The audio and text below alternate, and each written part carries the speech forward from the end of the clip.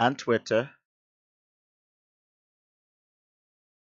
I've alerted WhatsApp already. Yeah.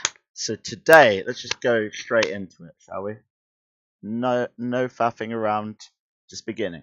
We're reading J. Michael Straczynski's run on The Amazing Spider-Man, and it's one of my favorite parts of the Spider-Man story. Granted, he has done a terrible comic, a terrible graphic novel called Sin's Past, which is in the past. Fortunately, we won't talk about that one. And he made the highly controversial One More Day, which wasn't really his decision. It was more of an executive decision from the editor. But J. Michael Straczynski wrote some really good Spider-Man stories in the year 2000. This was at a time, let me give you some context. So this was at a time just before the Spider-Man movies came out, and the Spider-Man comics, I'm just going to close the door because the window's blown open. Spider-Man comics weren't at their best before this came out, because for a while we had to put up with, like in the early 90s, we had to put up with the Clone Saga. Then there were quite a few other contrivances, such as that weird thing they did where in issue 400 they killed off Aunt May, and then she came back later on in the story, and it turned out the Green Goblin had hired an actor to pretend that she was Aunt May, and the actor died. It was very silly. And then after that, we had the Gathering of Five story arc, which was awful. I loved it when I was 12, but it was terrible. And then, very strange thing happened. They hinted that Mary Jane had died in a plane crash. She didn't. She survived, but as a result of the traumatic events that happened, she was kidnapped by this weird stalker. She decided to take a break from Peter Parker, despite the fact that they were married, and they've split up at the beginning of this story, which is a bit of a downer.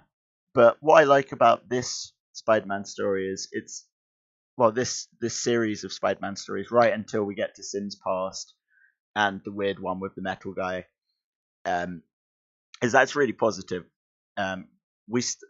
Greetings, Amy. Good to see you. I'm here with my chili for chilling. I've got some matcha green tea.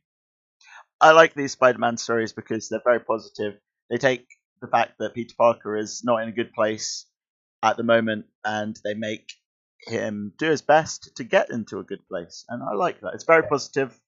There's some awesome battles. If you like the Spider-Verse stories, one of the bad guys from Spider-Verse is one of the bad guys in this volume, which is really cool. I don't know if he's going to be in the movie. Amy says, "Good evening, Rob. Looking forward to some Spider-Man. I want to see some Spider-Man, some Spider-Mans." I'm not going to say there's no hyphen there because it's obviously a parody. Then again, if TV Guides also didn't use the hyphen, I think that's fair enough. I don't know if the movie used the hyphen. Did the original Spider-Man movie use a hyphen? I'm not sure. A part of me dies when I refer to the first Spider-Man movie as the original Spider-Man movie, because that's not the original. Anyway, let's start. We've got Spider-Man Volume 1 coming home. At this time, I don't know what issue this is exactly. It's somewhere around Amazing Spider-Man 500, late 400s, because this was Amazing Spider-Man Volume 2 for some reason, issue 30 or 35, I can't remember. It doesn't matter. It should be issue 1 as far as I'm concerned, because it was fantastic. Okay, let's just go straight into it. Am I in panel view? Yes, I am. So this is the back cover. I'm not going to spoil anything.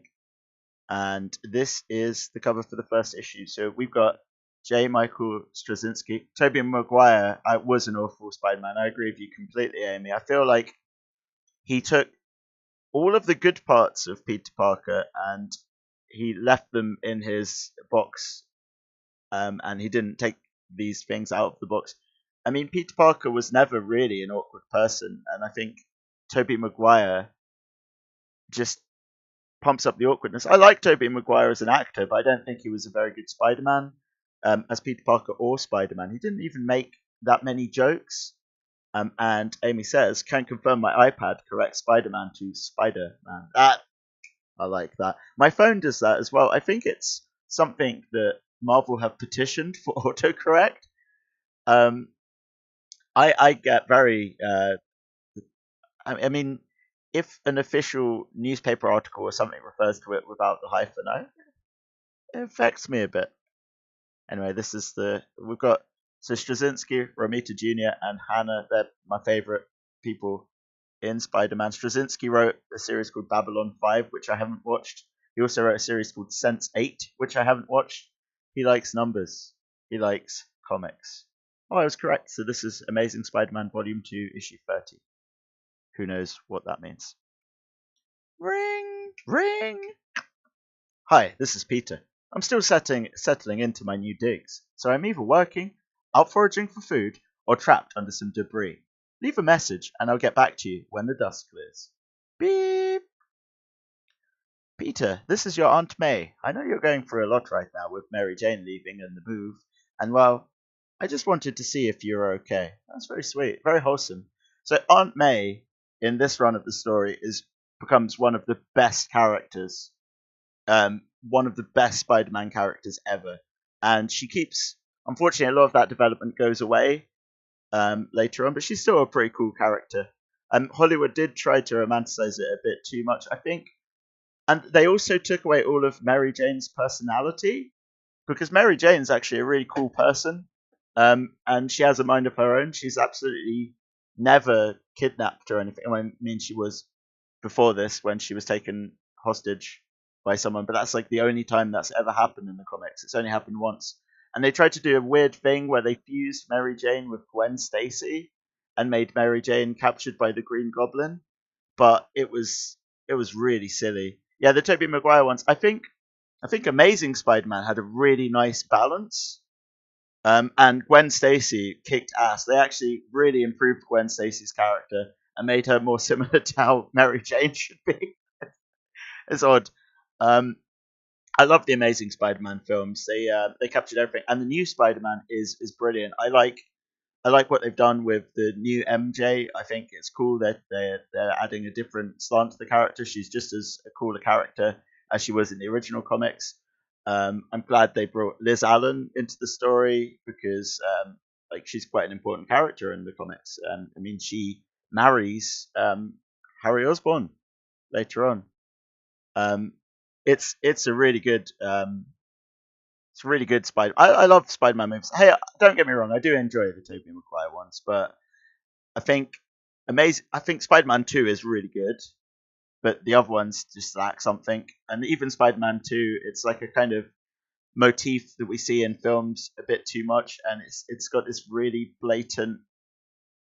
Yeah, Gwen Stacy was so good in the Amazing Spider-Man. Like she was such a cool character, and what I loved was even though Gwen Stacy knew that she was in a dangerous situation, she didn't care, and you could tell she had no regrets at all. Yeah, like she's like I also really liked Gwen Stacy's parents and family because Gwen Stacy's dad was an important character in the comics, and he's very different in Amazing Spider-Man. But I like how they made him into a real person.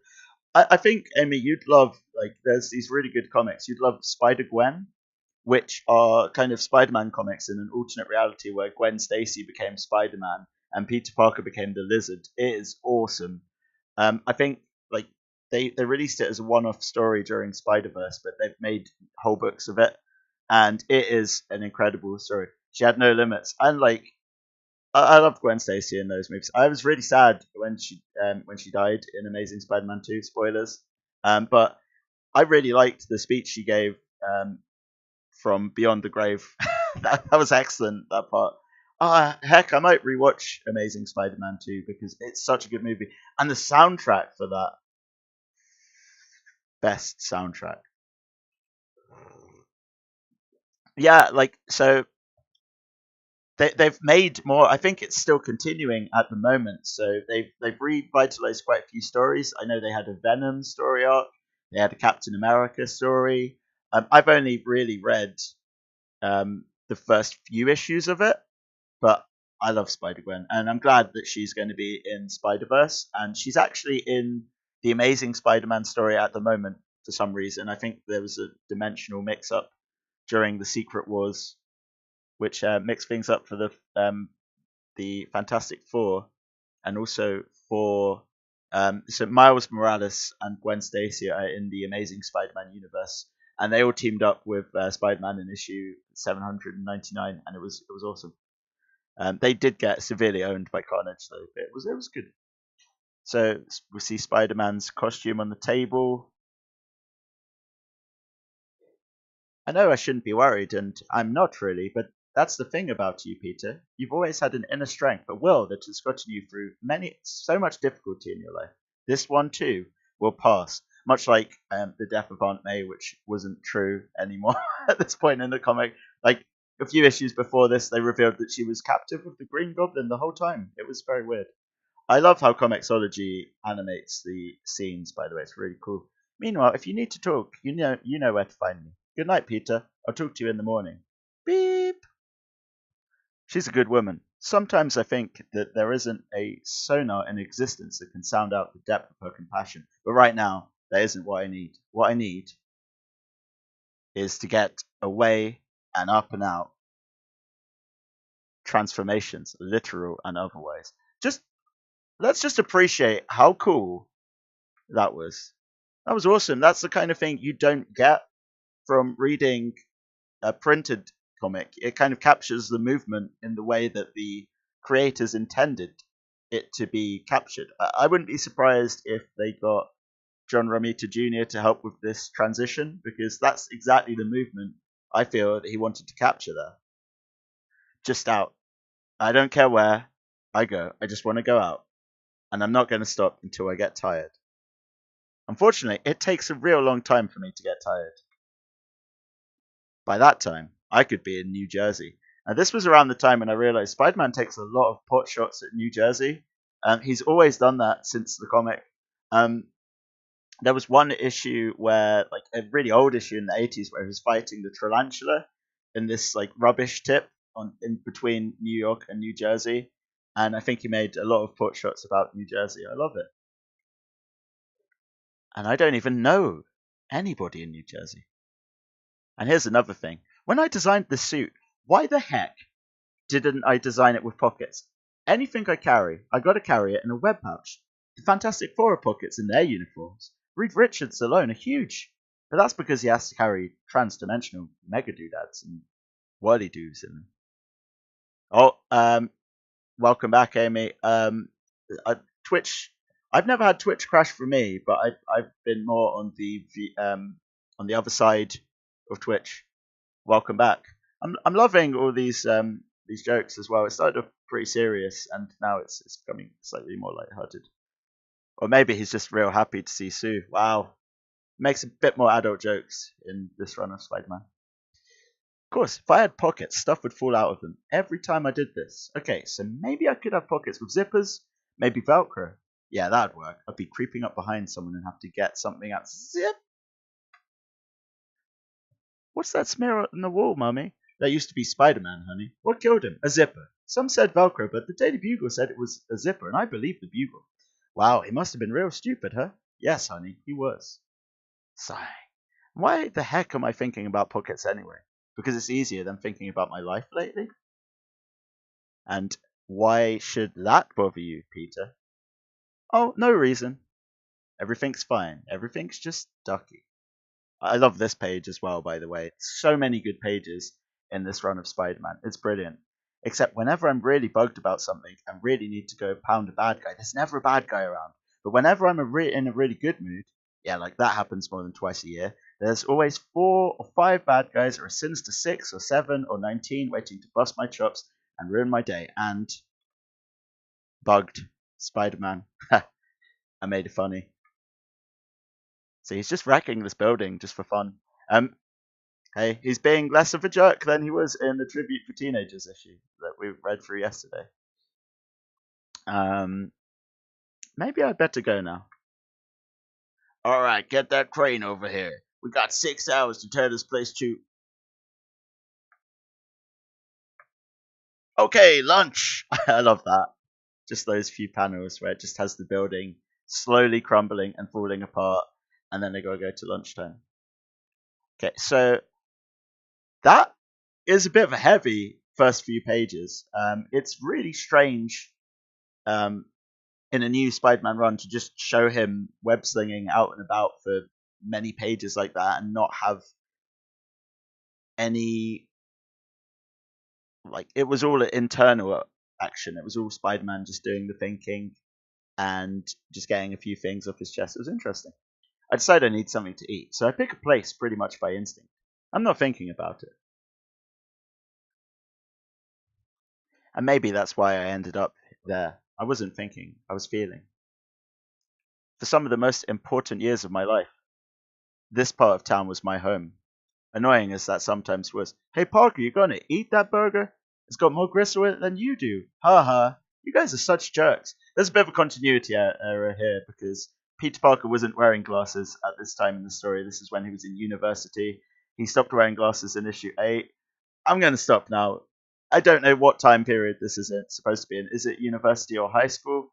Who knows? I think they're relating it more to Ultimate Spider-Man, which had a slightly different origin, but who knows? Whatever. Maybe they're relating it to the films. The first years I came to this school, I was the same as everybody else. Just one more high school student trying not to be noticed, not to look weird, worried that he'd never fit in. Then one day, a spider bite made sure I was noticed, and I'd never fit in anywhere, ever again. Some things haven't changed. But this place sure has. Hey, watch where you're walking. Yeah, watch it, jerkface. Ugh. So this is a situation that's very similar to what Peter Parker may have experienced in school, as we saw in the first few chapters.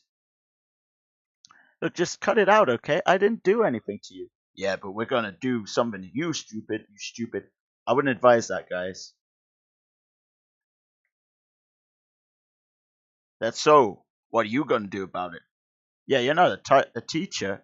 You're not a cop. So you can't do squat, mister. You can't even touch me.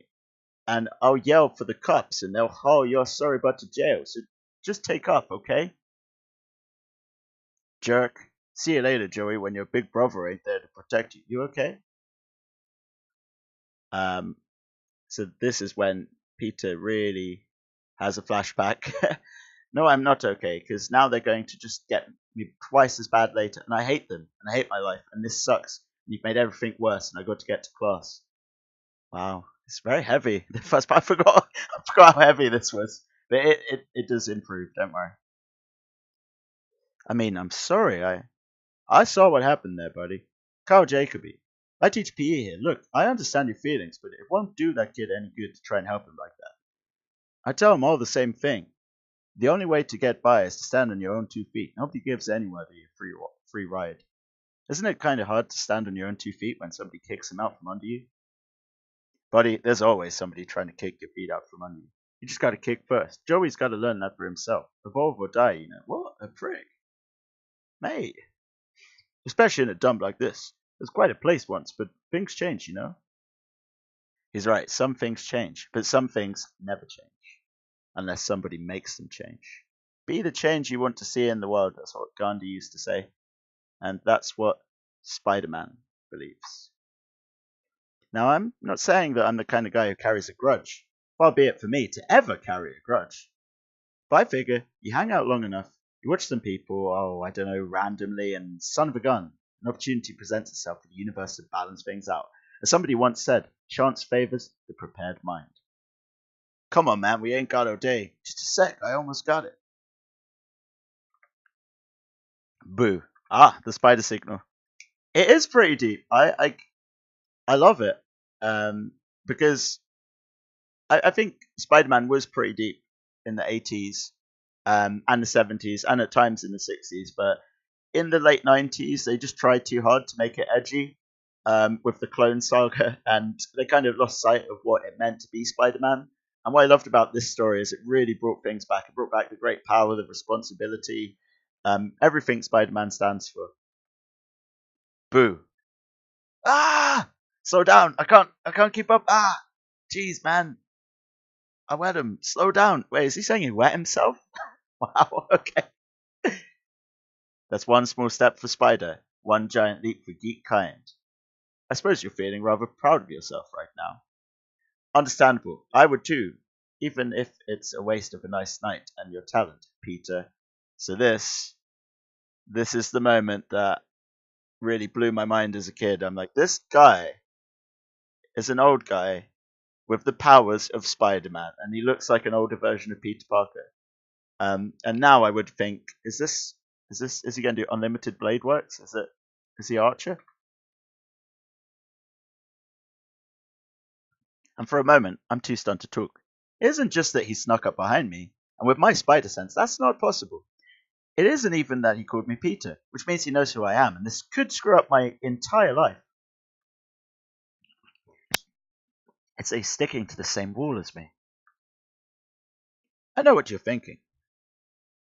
Well, metaphorically anyway. Am I a friend or an enemy? Hey, I would really love for this guy to be in the new Spider-Man movies, by the way. That would make my day. Just a second. Let me get my shoes on. I hate walking around barefoot. He's at least twice my age, but he's fast. Impossibly fast. As fast as I am. I think at this point in the story, Peter Parker is about 28 years old, or 31 years old, depending on your continuity. I think J. Michael Straczynski made Peter Parker a bit older than he would be canonically, but it wasn't a bad decision. Who are you? I was about to ask you the same question, but you just said, "Oh, I know you're Peter Parker, but that's not who you are." Look, buddy, I'm not saying you're right or wrong, but do you mind not announcing that so loud? Right, sorry, secret identity and all that. Sometimes I forget. Now, who the hell are... My name is Ezekiel, and I have a question for you. Do you know how people use the expression as dangerous as giving a loaded gun to a small child? It's not because the child is especially malicious or because he wants to knock over a bank. It's because the child does not comprehend the power that he holds in his hands. And neither do you. So, this, well played. This was quite a controversial move in Spider-Man. They kind of decided they were going to question his origin story, which I thought was a really interesting idea. They're still doing this, but not as heavily. It did lead to a story arc that I wasn't too fond of, but it's interesting. Let's romp some more. I haven't done this in years. Oh, darn, there goes my shoes again. I keep after him, determined not to let him get away, playing it quiet to find out what he's after. It's strange, though. When he said my name, my gut tightened into something cold and scared, and yet I sensed nothing evil in him. He seems almost joyful. Careful, there's a rusty nail over there. Let me ask you a question, Spider-Man, and don't lie I know if you'll lie. How did you get that power of yours? He knows who I am. There's no end of damage he could do with that information. I have to play along, and it's not like he can do anything with the information. I was bitten by a radioactive spider. Aha! That's what I thought. It explains why you've handled it this way. Now, here's another question for you. Look, I've just about had it with... No, wait, you'll like this one. Trust me. Did you perform an autopsy on the spider? No, it got pretty much smashed. Have you ever seen the spider before? No. Now, look. There are 3 steps in knowledge. There's what we think, what we know, and what we can prove. You think you got your powers from a radioactive spider bite, and you may believe you know it to be true, but can you prove it? You think I got these powers and the suit at the bottom of a box of Cracker Jacks? It happened right after I got bit. You're still missing the point. This is the point. This is the $5 million question. I'm about to yank your chain like nobody else has ever before, and nobody ever will again. So listen carefully. Did the radiation enable the spider to give you these powers? Or was the spider trying to give you those powers before the radiation killed it? Which came first, the radiation or the power? The chicken or the egg or the power? So this blew my mind when I read this when I was like 14 years old. I was like, wow, did he get the powers from a radioactive spider? Or was it because the spider was dying? Because in the 1960s, a radioactive spider biting someone, they become Spider-Man. That made sense. But now they've added a bit of mythicism to it. I think that really spiced up the Amazing Spider-Man story. I loved it. It did lead to some really interesting directions, which is why I love this story arc so much. The question hits me like a punch in the stomach. All these years, and I've never considered the possibility. I never even thought about it. I just assumed I don't know. And that's a good start for tonight. Take care of yourself, P. I'll be in touch. Hey, stop, wait, And he's gone. Nobody falls a fast spade like that. Nobody but me. Just gotta say, I really love this illustration style from John Romita Jr. and Scott Hanna's inks really add to that. They really help with the style and make everything look modern. It doesn't look dated at all, even though it's from 16 years ago. It's brilliant. Who are you? Why are you coming to me with all this now? What do you want from me? I came now because now is the right time, because you need to understand. Because understanding is the only thing that may help you survive what's coming. And that's an awfully big may, P. Yeah, it's great. I noticed there's one or two anatomical issues like every now and then. But like his drawings with these inks are perfect. And he's been drawing Spider-Man since the 80s. Like his father illustrated some of the really early Spider-Man stories, and he's doing a really good job. I think he illustrates for Superman now, but I've always been fond of his Spider-Man artwork. It's what got me into Spider-Man. Funnily enough, when I used to read the Astonishing Spider-Man reprints of the Amazing Spider-Man, and these were some of the first few stories in it, John Romita Jr.'s stories. And then he was gone. Just gone. As I start the long walk home, I realize why he didn't feel like trouble. I realize that he reminds me of my Uncle Ben. But I've been fooled before and used before, so also manipulated, strung along, taken advantage of, mind-messed, and unwillingly adopted by wackos like Osborn Sr. So the being adopted by Norman Osborn is from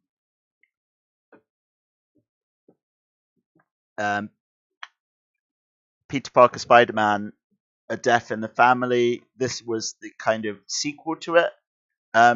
Basically, Norman Osborn wanted to adopt Peter Parker as his heir, and like tried to kidnapped him and drugged him. He ended up growing a beard as well, and Spider-Man escaped from his mind control and managed to free Aunt May. It was ridiculous. It was an awful story, but this story really saved it.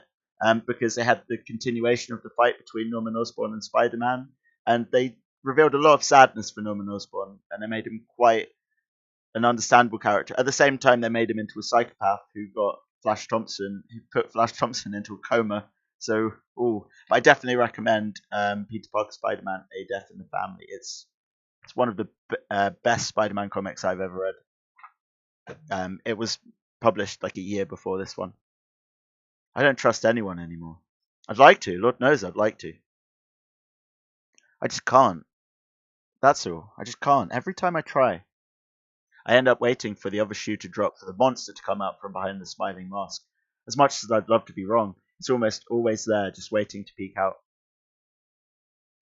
Which will cover the money needed to dock your boat, plus maintenance fees, and we won't require maintenance. The wrong voice to see this guy. We won't require maintenance, just access to the pier. Will this cover it? Yes, it should do it, but there's still the matter of customs inspection. Make sure you're not bringing any illegal goods into the country. Of course, they can't come by to inspect your vessel until they know it's here. And we can either slow down the paperwork or accelerate it. You can't have a Spider-Man story without villains.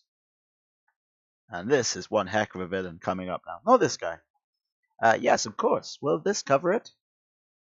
That'll do just fine, thanks. There's an abandoned repair housing you can move the ship into, Keep it out of the weather. An old ship like that, you gotta take care of it.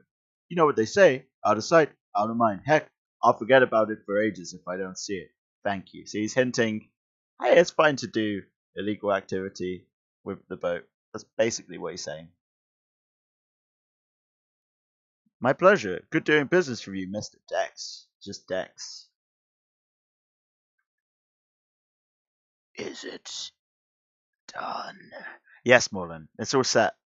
We can move to cover as soon as the wind picks up. Good. Good. Time then to use up the last of the supplies. You might recognize Morlan if you read the Spider-Verse comics. This was his origin. And he is a Spider-Man villain that's just kept coming back and has proven quite interesting to the story. No, nein, bitte. I have no more to give. Please, I have no more. I can't do a German accent, I'm sorry. Yes, you do. Now I must take it, end this agony for you. Blah! It is done. It is over, Dex. Do not mourn, really. Who ever heard of a German superhero, anyway? Wow. Shots fired. Man, I'm sure there's German superheroes. Somewhere. We know where we are to be. You know where we are to be birthed? Yes. Then I will take us the rest of the way. It will be good to see the lights of the city again after so long. Then we will go into the city, and we will eat and drink. So he's like an energy vampire, as you can see the remains of this German superhero. Poor guy. Then tomorrow we go in search of his replacement. Foreshadowing. Spider-Man, Threat or Menace. That's a really old issue of the Daily Bugle. Where did they get that from? The Amazing Spider-Man. I remember this cover from Spider-Man. I saw it on a trading card. There were these holographic trading cards that I would get from the shop called Time Trek. And they had covers from Spider-Man on them. And they had this weird projector that was kind of like the spider signal. And it would project the cards on the wall with the spider signal. I really like this because Peter Parker decided in this chapter to stop. Well, he's still a photographer, but he decided to become a teacher, which I thought was really cool. I thought it was a really good career direction for Peter Parker. I mean, I'm not a teacher anymore, but it definitely made me want to become one at the time, and it's really nice to see that. It's Spider-Man has grown as I've grown, and I'm still growing and going new places, just as Spider-Man does. I mean, he's CEO of his own company these days, but that didn't work very well for Spider-Man. But it's interesting. I know what you're thinking. Am I a friend or an enemy? Oh, that wrong voice there. Sorry, that should be Ezekiel's voice. I know what you're thinking. Am I a friend or an enemy? My name is Ezekiel, and I have a question for you. This is the $5 million question. I'm about to yank your chain like nobody else has before, and nobody ever will again, so listen carefully. Would you like another egg, Peter? Did the radiation enable the spider to give you these powers? Or was it the spider trying to give you those powers before the radiation killed it? I wonder what he's having for breakfast. Is he having wheat cakes? Like in the 60s Spider-Man? I said, would you like another egg, Peter? Sorry, Aunt May. I was, 1,000 miles away. Yes, I could tell. I've seen that faraway look in your eyes since you were there. I'm trying to decide whether or not cats could fly if given sufficient incentive and a head start of the roof. Eggs. It's not wheat cakes. When that happens, I wait and repeat. Just like it says on those shampoo bottles. Wash and repeat, except there's no water involved. Eventually you come back. You always do. It's just something I've gotten used to. So, Peter, last egg, Peter. Would you two like to get together? Yes, ma'am. Aunt May, savage. So you going to tell me what's got you so distracted this morning, or should I start checking the roof for Mrs. Bailey's cat? How do I explain that last night someone I'd never met before turned my life completely upside down? And this is a story, or well, you could explain it in song. And this is a story all about how my life got flipped turned upside down. I'd like to take a minute to sit right there and tell you how I became the prince of the Spider Totem.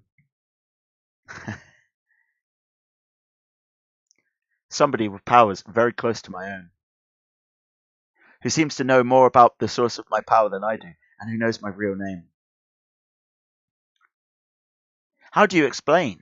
You don't. You just lie the same way you've lied for years now. You lie to the woman who raised you and means more to you than your own life. It sucks. I hate it, but it's necessary. But I went by my old high school the other day. Ah, nostalgia. I should have recognized the look. Spent quite a bit of time there myself. How did it feel to be back? Weird. In some ways, that school was the worst part of my life. In others, it was the best because that's when things changed for me. I mean, I caught some breaks, got bit by the science bug. I love that joke there. I got bit by the science bug instead of being bitten by a spider. I love that. Started selling my photos to the Bugle. The school was a real chance for me to come into my own. I don't think he met Gwen Stacy at school. He met her in university, I think. I don't know, though, because I haven't read so many of the old Spider-Man stories. I definitely know that Flash Thompson was there, but I don't think he met Gwen Stacy in school. And now, I love that reenactment of Steve Ditko's drawing, by the way. It's cool. Now it's kind of fallen on hard times, fraying at the edges, covered in graffiti. I get the feeling now that it's an even tougher place for kids who are like, well, like I was at that age. Bright, gifted, alone. Oh, sorry, there we go. Lost my overlay there. I love how cool Aunt May is in these Spider-Man stories. Like, she's not really the frail Aunt May you saw in the 60s. She's got a personality and a mind of her own, and I think that's brilliant. I mean, Aunt May is one of the best characters at the moment in Spider-Man. Like, she's so cool.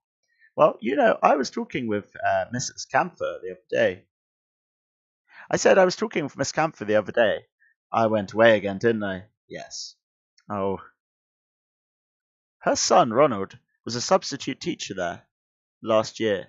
He said it's hard to find good teachers who work in that district. The pay isn't great, and the neighborhood isn't what it used to be.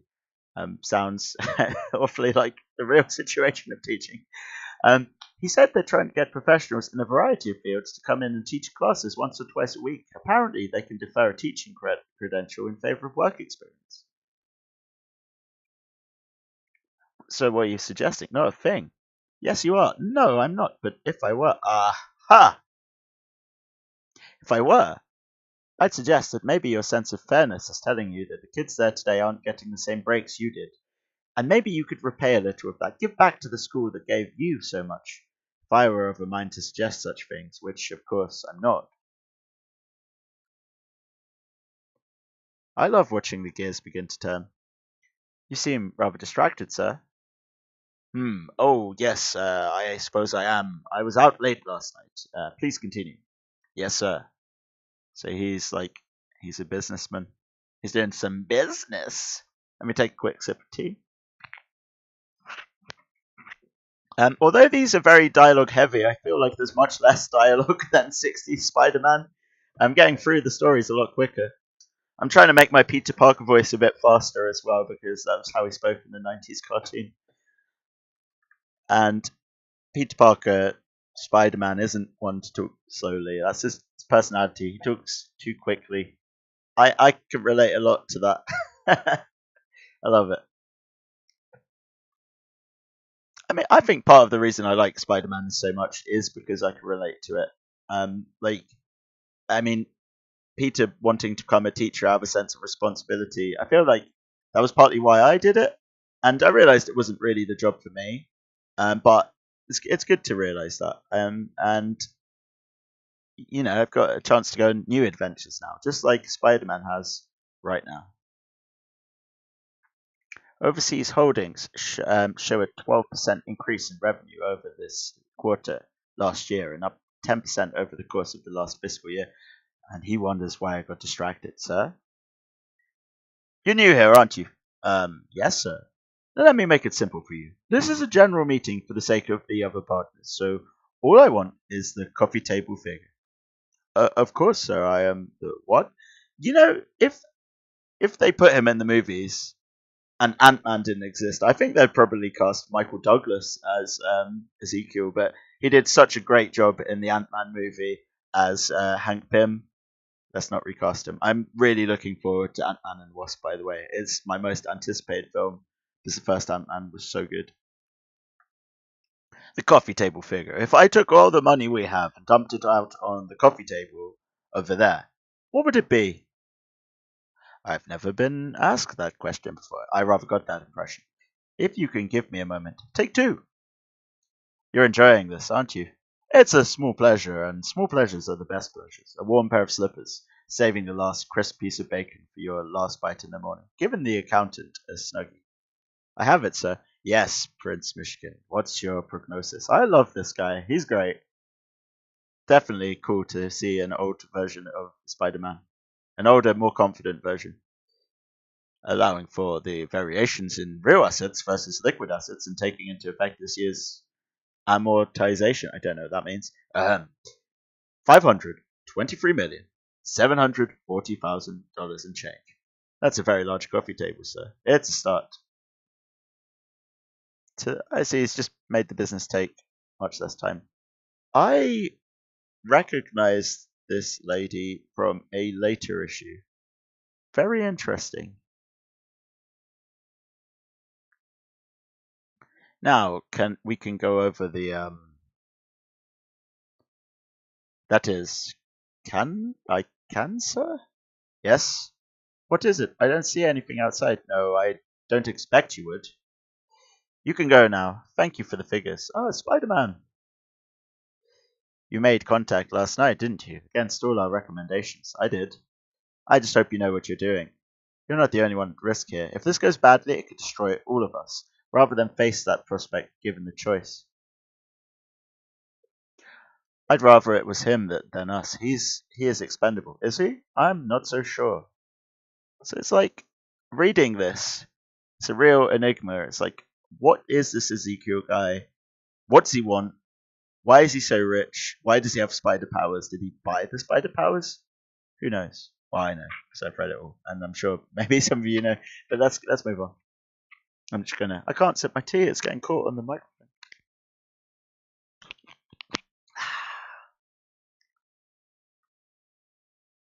Not so sure at all. You haven't eaten your croissant. I guess I'm not as hungry as I thought. You should eat. Keep your strength up. I do.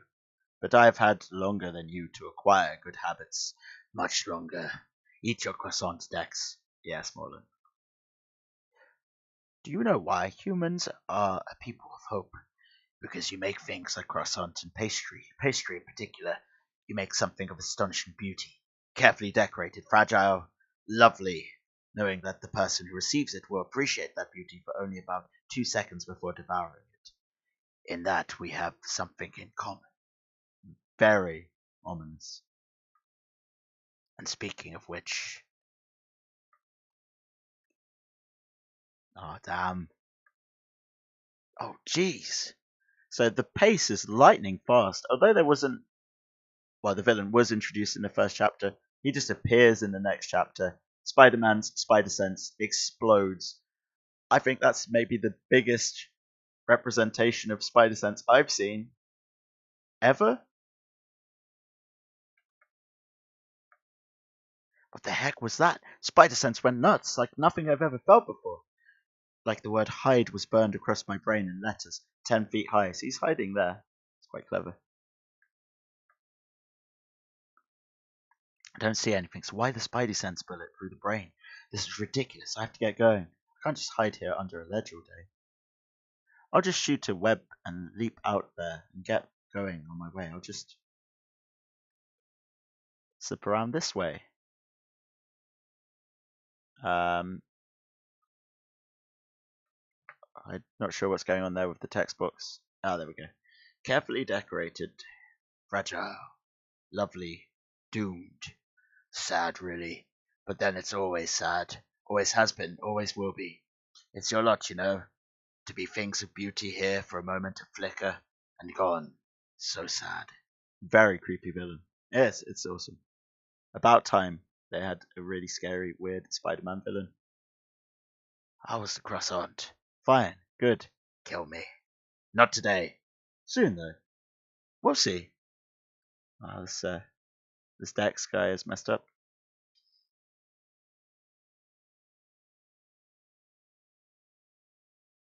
Now drink your coffee. It's an orange mocha. Before it gets cold. Hey, spider! Get it!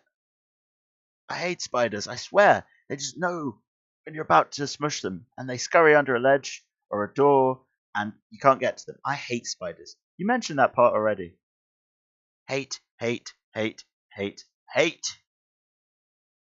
Conceding defeat, General? For now, sooner or later I'll nail him. You ask me, if every icky spider thingy on the planet was fried dead on the spot, it'd be a better world for everybody. Well, not for Spider-Man, but I like spiders. Yes, I'm Peter Parker. I called about the work experience teaching credential. Right, right.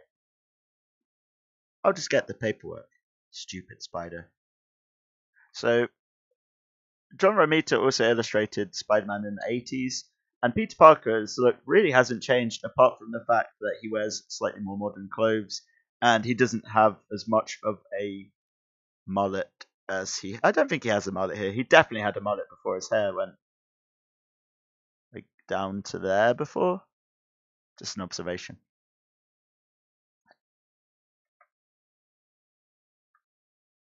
He's made... He's like saying to that spider, little buddy. Aww.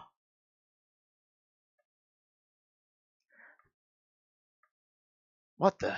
So they've really made him have an affinity with spiders as well, because a lot of the times in this series, he's playing with spiders, he has spiders on him, and he doesn't seem to mind. What the? Gun! Gun! Down!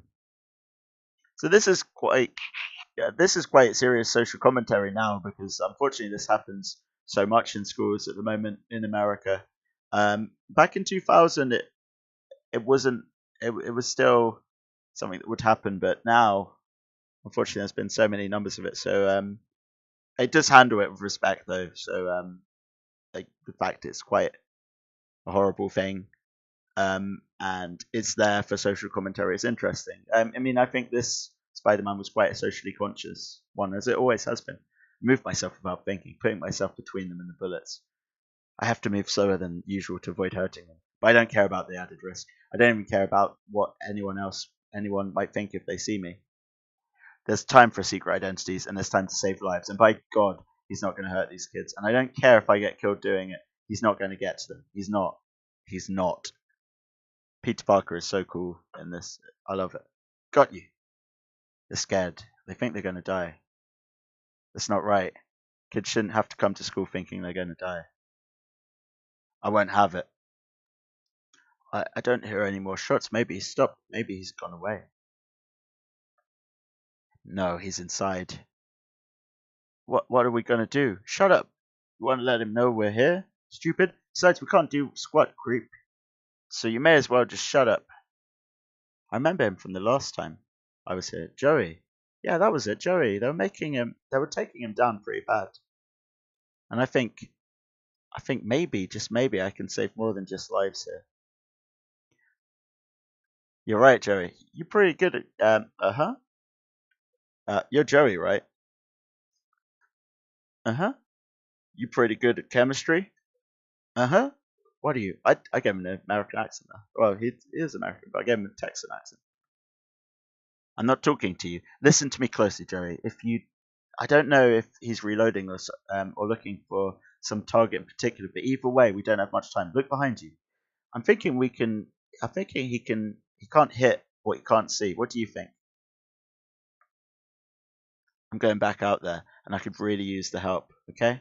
Just as I said, Spider-Man is at his best when the Peter Parker side and the Spider-Man side interact with each other. Science smarts, spider strength, the ultimate combination. Okay, but what if he sees me? He won't. I swear it. Ready? Yeah, I think so. On three. What are you? 1, 2, 3. I can find the shooter, but I don't want him doing any more harm before I can get my hands on him. Come on, Joey. Don't let me down. Joey, Gaston, get down from there right now. I said get down. Tannic acid. Where's the tannic acid? I'll have you on report, young man. Got it. What's that fire? No. There's no smell of burning. Stay down. Way to go, Joey. Way to go. Not fair. Not fair. I'm gonna kill you. I swear to God, I'm gonna kill you. Not today, you're not. Greetings, John. How you doing? I'm loving this Spider-Man. This is the volume I actually mentioned to you the other day. I bought it and I'm like, heck yeah, this issue is really good. It's one of the best Spider-Man stories in my opinion. Right here, very cool picture of Spider-Man as well. Though. I love John Romita Jr.'s art. It's the greatest. So we're reading Spider-Man Homecoming by J. Michael Straczynski with art by John Romita Jr., who is my favorite Marvel artist. And so far, he's met this older guy that looks like Peter Parker but older, who has spider powers as well. He's a bit confused by it. He's gone to his old school and decided to work at the new school. At his old school. John says, "Cool, I'm listening to you while painting my room." Oh, that's awesome. What color are you painting it? Is it? Let me guess. Is it light green? I'm guessing because your font by your name is light green. That reminds me, I'm moving into my younger brother's room soon, so he's moving out, and I think I might paint that room as well. So that'd be cool. So here we have him leaping into the bullets. We have loads of different Spider-Men there. It's really good. Really powerful art. And then he punches the guy. Well, he knocks him out. Get up. Who are you? What's wrong with? Oh, white. Yeah, that's a classic color. I mean, I've heard it's good to have a relaxing color for your room because if it's a room you associate with sleeping, you want it to be quite natural. Like I've got blue walls and that relaxes me. I remember I told my mum I wanted the walls to be red and she was like, "Don't do that." I'm glad I didn't because that wouldn't relax me at all. Oh my God. It's not fair. It's not fair. They kept beating me up all the time. I can't take it anymore. So that was the guy who was being bullied earlier in the chapter, and it's quite sad that this kind of thing does happen in America, and that's why it was relevant. And I guess this would have Peter thinking if he worked in the school, this wouldn't have happened. I just can't take it anymore. The kid just snapped. I heard him in one of my classes, a real smart kid. An A student. They said he was a prodigy or something. The other kids were pretty brutal to him. Picked on him for all 3 years, but you have to stand up on your own sometimes. Did you try and stop them? I warned a couple of them, but he was kind of a geek, an outsider, They wouldn't stop hitting him, and he wouldn't stop being weird. I guess he couldn't take it. It happens. Kids snap, but who knew he'd go this far? At least nobody got hurt. That's the important thing. I remember what it was to get beaten up all the time. I remember the frustration, the fear. The rage, the mindless rage that makes you feel you'd do anything to get back at the ones who bring you pain for no reason other than they think it's fun. That could have been me. That could have been Joey someday. See, and Spider-Man, well, Peter Parker was quite close to becoming like that in the first chapter. Some of the things he would think were actually quite mean and quite resentful. It's interesting. I think having spider powers did help Peter realize. It did help him become a bit less selfish. It's cool. I hear you helped save some of the kids. Good for you. And you? I was back by the racquetball court. I figured the best thing I could do was to keep my head down and let the right people do their job. Yeah, well, they did. They did that indeed. And it's cool that Joey has his science to help him as well because that's made him realize, like he was being bullied earlier in the chapter, and he's realized that he is something, He's got skills and talents, and he might not show them all the time, but he actually saved everyone's lives. If he didn't have that If you didn't use those chemicals, Spider-Man wouldn't have been able to save anyone. I quit. That's it. I've had it. This place is a freaking jungle. I'm out of here.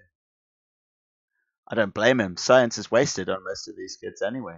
A lot of them are going nowhere fast. That's a terrible attitude for a teacher to have. Do not think that. Yep, he's not one of the first to get out of here. Won't be the last either. We'll have to face the truth, but you do what you can. But you can't save all of them. It's interesting because I guess if you're in the kind of school where things aren't improving, you can become quite pessimistic about things. I think it's very interesting. I would expect that this PE teacher was probably a lot more optimistic of a guy when he started the job. Just what I think. Amy says, I'm feeling super calm now. I enjoy Reading Simulator. I love the fact I've called it Reading Simulator. I couldn't find what to call it, so I called it Reading Simulator. I think that's an actual game. It's good though. I like these Spider-Man stories because a lot of really stressful stuff happens in it, but the message is really quite warm and fuzzy. Even though like some really messed up stuff happens in it, it's like really if you strive to do good things will happen to you for you, you know, like they did for Joey. I like that. So anyway, I didn't get your name. Who am I? My name's Peter Parker. Who am I? I'm Spider-Man. That was maybe one of the. I love the Who am I? I'm Spider-Man monologue from the first Spider-Man movies. That's one thing I do like. I'm the new science teacher. Yes, coming home. So coming home means he's coming back to the school he used to go to, and he's going to teach there. This part is really cool. I think that's maybe one of my favorite Peter Parker moments. My name's Peter Parker, and I'm the new science teacher. And he just instantly decided that's what he wants to do. I think that's really cool. So the Amazing Spider-Man. This is kind of a weird cover. I'm not sure who illustrated it, but it looks weird. It looks pretty cool. Look at the Spider Totem. So the Spider Totem is the idea that the spider that bit him was related to, had powers already, may have had powers already before dying of radiation, and that's what spurred him to give these powers to someone else. We still not definitive. Depends on who's writing Spider-Man, who thinks that's true or not. Unit 472, we can confirm that the suspect has taken a hostage. Repeat, the suspect has taken a hostage. Get back here or kill her. I swear to God, I'll kill her. Do as he says. Pull back. Give him some room. We don't want him shooting the hostage. No stopping. No way. We're not stopping till I hit the state line. They're not taking me alive. I die, you die. Please, shut up. Ain't nobody stopping us now. Sorry, I'm trying to. There we go. What the hell? Ah! Ah! Ah! So, can I drop you somewhere? I love that. Funny how I always have that effect on women. Can't figure it out. Wow. Freak, damn freak, not gonna get me. Not gonna. Psst. Hey Einstein. Up here. Yeah. See, the thing is, I'd love to hang out and continue this fascinating dialogue. Let me go, let me go, let me go. Exactly, you big old smart guys with your big city ways and your fancy talk. But I'm almost late for work. So this is going to be quick. Which would you prefer, to be unconscious or insulted? Pick one. Good choice for David 9. We are in pursuit. We are holy. What the hell are you looking at? So it says loser in web. I love it. Humans are funny creatures. Oh, the long dark pizza of the soul. I love that title. Wow. We write sonnets. We walk on the moon. We split atoms. We all have this complexity, but it all comes from a mathematical progression in the human gene that gives us the potential to do, well, anything. I used to do that when I taught. I would just talk about stuff that was in no way related to the lesson, and I loved it. Those were my best lessons. That's what so many don't understand. Music is math. Art is math. We are math. The math is in our genes.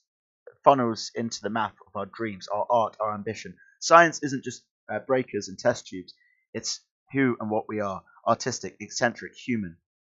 I watch them and I see the light going in a few eyes. Just a very few eyes. Peter is such a cool teacher. I would really like science if Peter Parker was my teacher. I like it now, but I didn't at the time.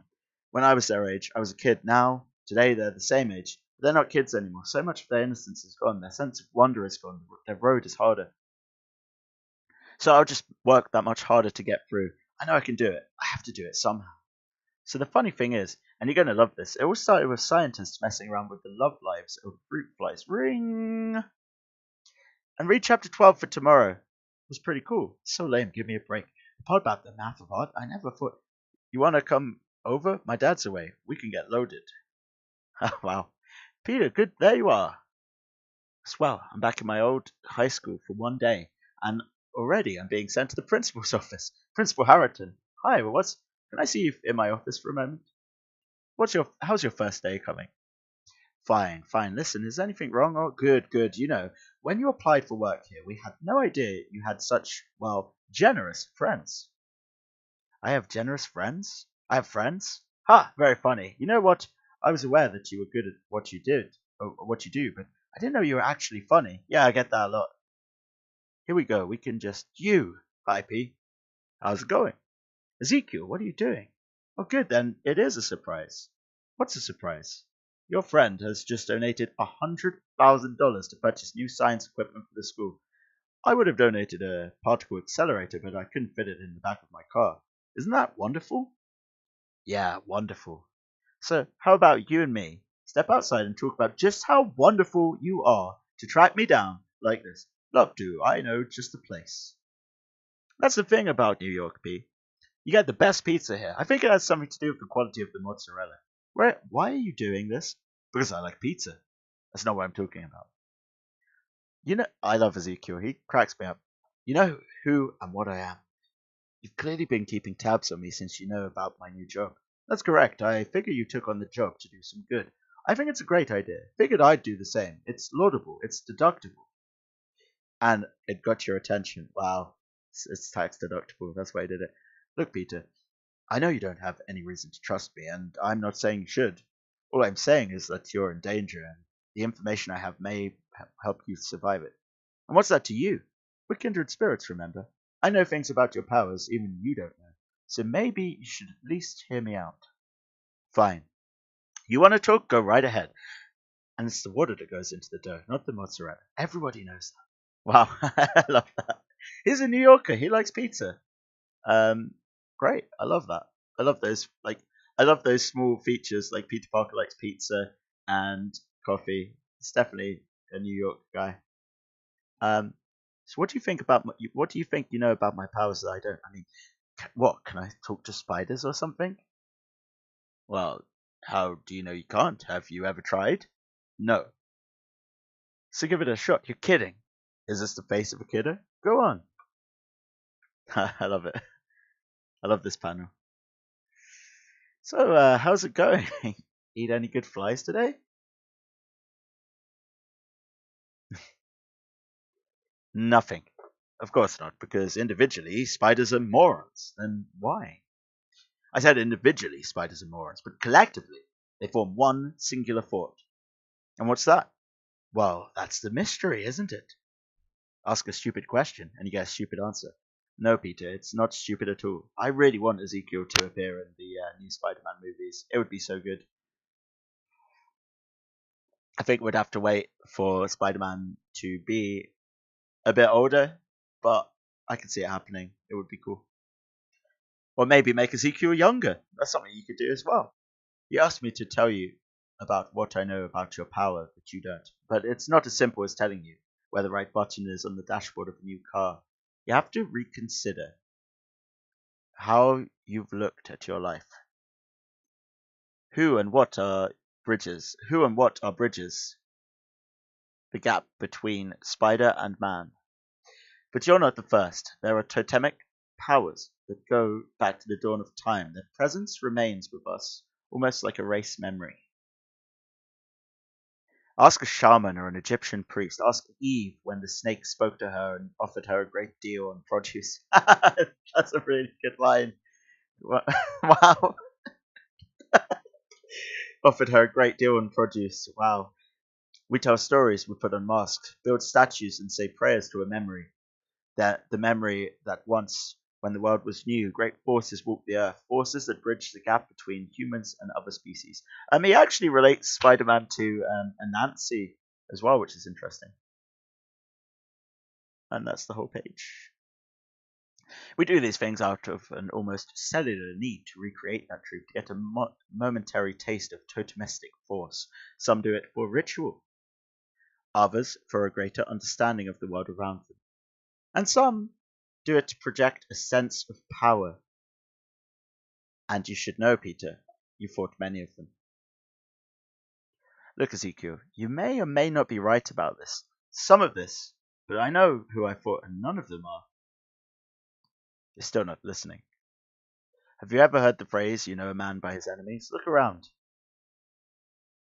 Captain America wound up with guys like Baron Zemo and the Red Skull. Baron Zemo is very different to the Zemo who was in the Avengers movies. In the Captain America Civil War movie. He was more cartoony, obvious villain. Here, the X-Men got Magneto. Thor's got Loki. Wow, Loki's costume looks ridiculous. They've updated how Loki looks now in the comics, and he looks pretty cool. He's the Sorcerer Supreme at the moment, I think. One type attracts another similar type. Gods against gods. Patriots against people who think they're patriots. Mutants against mutants. The kind of enemy you get tells someone a lot about the kind of person you are. Now consider your situation from the very beginning. More than anyone else out there, you have been beset by totemistic pretenders. And the kicker is, they probably don't even realize what they're doing. Vultures and crocodiles, scorpions and cobras, jackals and cats and foxes and octopi and everything in between. Look at them, Peter. Look at the pattern. So we've got the vulture, we've got Dr. Octopus. It's interesting. And it shows their totems. These people have been guided by urges and events outside of their control, beyond even their understanding, but which have led them to embrace a totem, to try and graft the power of that image onto their own souls, their own bodies. Scorpion, the lizard, pretenders.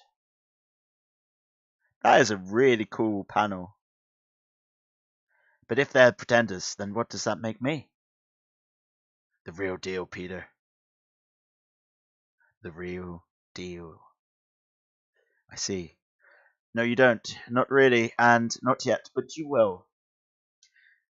So if I'm the real deal, where do you fit into all of this? How did you get your abilities? Me? My road was not quite the same as yours. It was not as pure as yours. And I'll tell you about it sometime. Whoa. This so if you've read the manga 20th Century Boys, this really reminds me of the origin story of, I can't remember the character's name. I can't remember anything, but like there was a guy in 20th Century Boys who like became this super badass by going through a series of trials, and it kind of reminds me of this. I'm sure you'll get a kick out of it. Pretenders always hate the real deal. They may not even recognize the impulse or what it is, but it drives them to an almost pathological hatred to destroy that which can never be.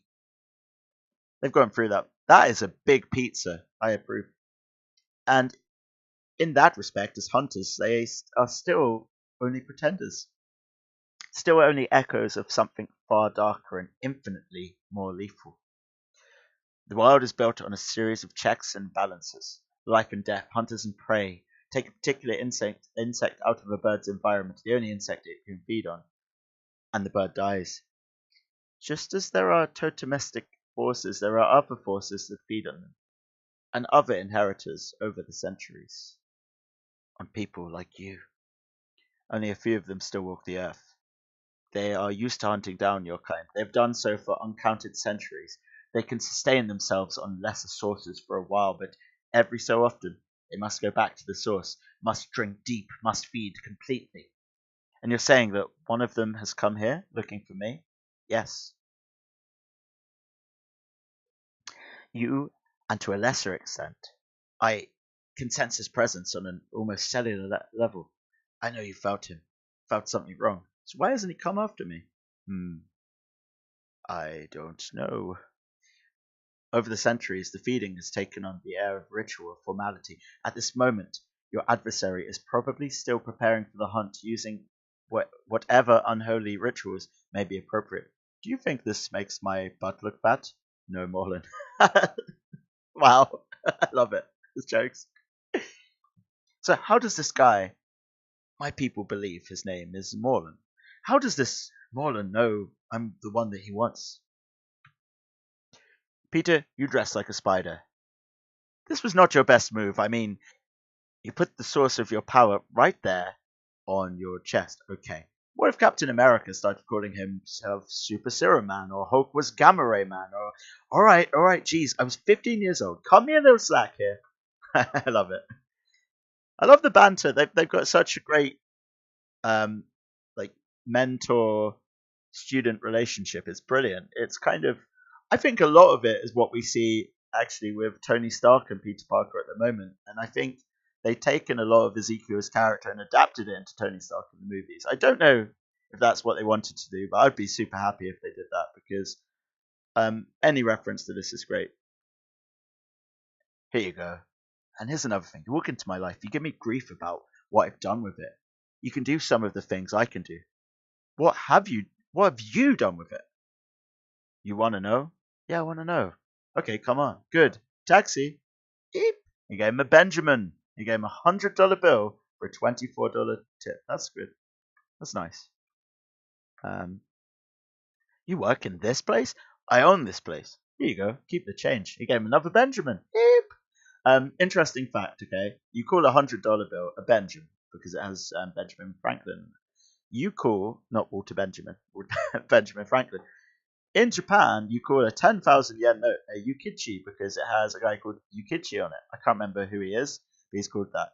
If you spend if you buy something very expensive in Japan, because you mainly use cash, you could use the phrase yukichi ga naiteru, which means yukichi is crying. And the person who is selling you something will automatically laugh, especially since it was a non-Japanese person saying it to him. They found it hilarious. Good afternoon, Mr. Sims. How are you doing, Mr. Sims? Welcome back, Mr. Sims. Got your elevator all right there, Mr. Sims? Good afternoon, thanks. This way. Helter Skelter, Helter Skelter. I don't know that song. Wait a minute. Dee dee dee, Helter Skelter. You've actually got a Muzak version of Helter Skelter. I find it keeps the employees on their toes. I don't understand that reference, but gonna Google it later. I'm really enjoying this. I love reading Ezekiel. I'm trying my best to imitate Peter Parker's voice from the 90s Spider-Man cartoon, because I don't think I did Peter's voice justice in the other ones. And he is one of my heroes. He's one of my favorite fictional characters of all time. It's like Peter Parker. He's up there with Yang Wenli, with Yugimoto, and many more characters that I respect. One of my favorites. This is the hub of the company. We import and export products to every country on the planet. In addition to other subsidiary businesses, we own in manufacturing, textiles, clothing. Were you born into all this, or no? Using my R special abilities, I was able to parlay my talents into a considerable fortune. I'm surprised you haven't done the same thing. I mean, the idea of using your abilities to earn money must have occurred to you at one time or another. Yeah, it did. Even gave it a shot once. Uncle Ben? Stop thief! Not my problem.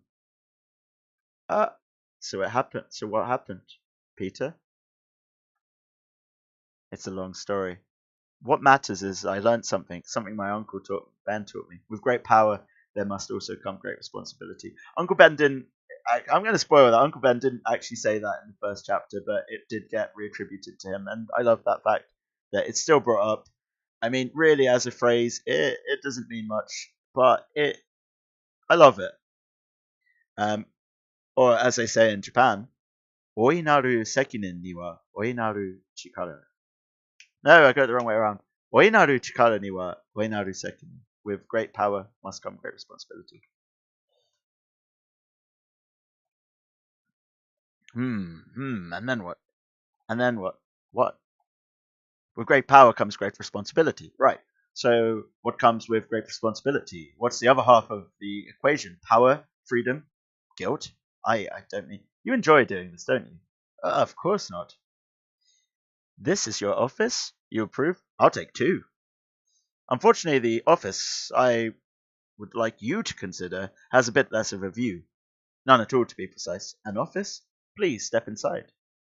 I had my best engineers working on this for almost 2 years. It's 2 feet of solid steel wrapped around an adamantium core. It has self-contained recycling systems for air and water, a 4-month supply of food beneath the floor.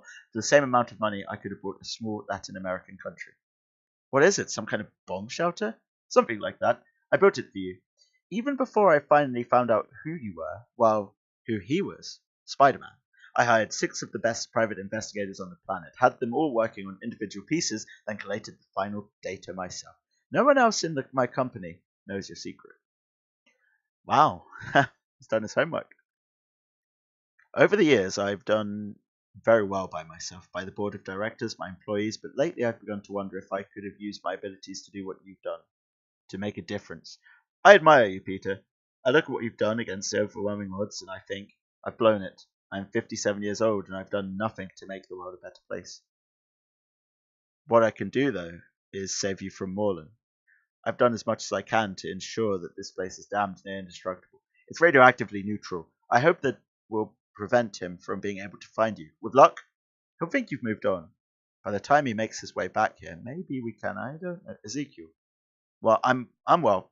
Ezekiel, he does have cool hair. Like, it is definitely, he's kind of like, I mean, he's got the same hairdo as Peter Parker. He looks a bit like David Lynch as well. It's interesting. He's got the bigger sideburns, though. Ezekiel is like one of my favorite Spider-Man characters, and he's had a big effect on the whole series. He's a great addition to the series. I really want him to be in the new Marvel movies, but as I say, Tony Stark is pretty much filling the role of Ezekiel at the moment. It's interesting, but he's more science than mythicism, so who knows? Peter's other mentor in these series of comics is Doctor Strange, which I am hoping. Well, Tony Stark becomes his mentor during Civil War, which was also written by this writer. This Civil War Spider-Man part. I'm hoping that they put Doctor Strange in a similar role to Tony Stark in the Spider-Man movies at the moment as well. Yeah, Ezekiel's cool. I'm well flattered that you did spend all this, but I just can't sit in here and hide. You can't fight him, Peter. Others have tried. They've all died. The part of you that is Spider wants to hide from this, and that's the correct response. If you try to fight him, he'll kill you. I can't put it to you in any plainer way than that. Let me do at least this much with my life. I can't. I have a class to teach. They just got $100,000. They'll let you skip classes for a week or two. I have responsibilities, great ones, but nothing to reward them. The city doesn't appreciate you. They never will. Look, I appreciate your intention, but I'm not going to just hide from this guy. Who knows what he'll do while he's looking for me? I faced guys before who said they were going to kill me. He isn't the first, and he isn't the last. I'll deal with it. Peter, listen to me. You've never faced anything like this before. Man, he faced a juggernaut and beat him. Come on, Ezekiel. He's been doing this for 1,000 years, maybe longer. Others like you have faced him before. None of them have survived. He will kill you, Peter, and I'd hate to see that happen. Give an old man the chance to do for you what you've done for others. You know what comes with great responsibility, Ezekiel? What? All that. Is pointing at the city. Good night, Ezekiel. Goodbye, Peter. As I walk out of the building, I realize that Peter Parker has been the recipient of great many kindnesses over the years. Spider-Man, on the other hand, has received very few such kindnesses for a moment there. It was very nice to be accepted, to be offered sanctuary. One thing I've noticed here, actually, it took me a long time to realize this, but I don't think Peter Parker ever did the narration in Spider-Man comics before. It was all outside sources, and maybe I'm wrong here, but I think J. Michael Straczynski was the first person to make Peter Parker the narrator sometimes. And I think that comes from his background in making TV shows. It's interesting. But moments pass. It's what they do. Morlan, is there anything you need? You've been pretty quiet since we got back. Is there anything I can... No, not anymore. I'm ready. And it looks like, once again, nobody is going to be able to stop the Yankees from heading for the next World Series. Bzz. We interrupt this broadcast for a special bulletin. Reports are coming in by phone describing a scene of complete carnage on the east side. Dispatch reporters to the scene, and we hope to have any more information for you shortly. We now return to your previously scheduled program. Help! Somebody help! Help! I've got you. Hang on. Are you all right, ma'am? Yes, but... Well... What are your... Spider sense going nuts, just like before, screaming, hide! Hide! That... Every time Spider-Man gets punched, it looks in the face, it looks really painful. I taste blood as I hit the car. Nothing ever hit me that hard. Not the Hulk, not Thor, nobody. Well, that was... And for the first time, I don't have a wisecrack right at hand. Because nothing's funny anymore. Damn. What an image. The Amazing Spider-Man, number 33. Let me take a sip of tea. So we're nearly halfway through the entire book, and I'm happy to keep going for a bit longer because I'm really enjoying this. I'm tempted to even get to the end of the book today. 1 second though, I must go to the toilet. So let me and to get another cup of tea. So I'll be a few minutes, a few seconds. If you're watching on YouTube, just skip ahead a little, okay? 33. It's not issue 33. It's actually issue 474. That's the one. Oh, by the way, new Sonic t-shirt. I love it. It's got my little buddy. And plus, I bought some shorts to go with it because I only own one pair of shorts. Not anymore. Chotto wee wee.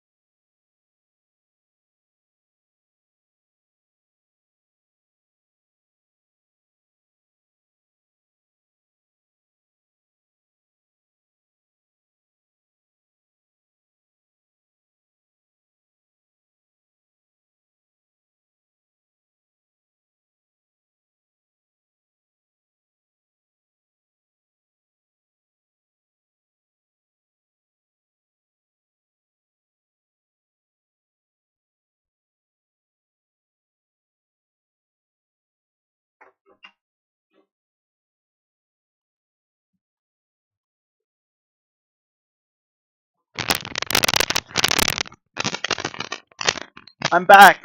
I'm back. So I've made this matcha. I'm just going to take the webcam down for a moment. Look at this. Oh, so fine. So frothy. Wow, there's my Nintendo Switch over there as well. I love it. I really want to start streaming Switch games soon. Once I get a capture card. Greetings, Amy. Greetings, John. Hey guys, and everyone else. Greetings to you all. Got quite a few viewers there in the chat. Hi everyone. What have I done with this? Wait. So I took the camera down. So that's what you want with matcha. You want it to be frothy. I'm thinking once I sort out my microphone situation, I would love to do an episode that is purely about drinking green tea. Probably need to get another webcam, and it'd be a bit expensive, but I've got ideas. I've got ideas brewing. All fall down.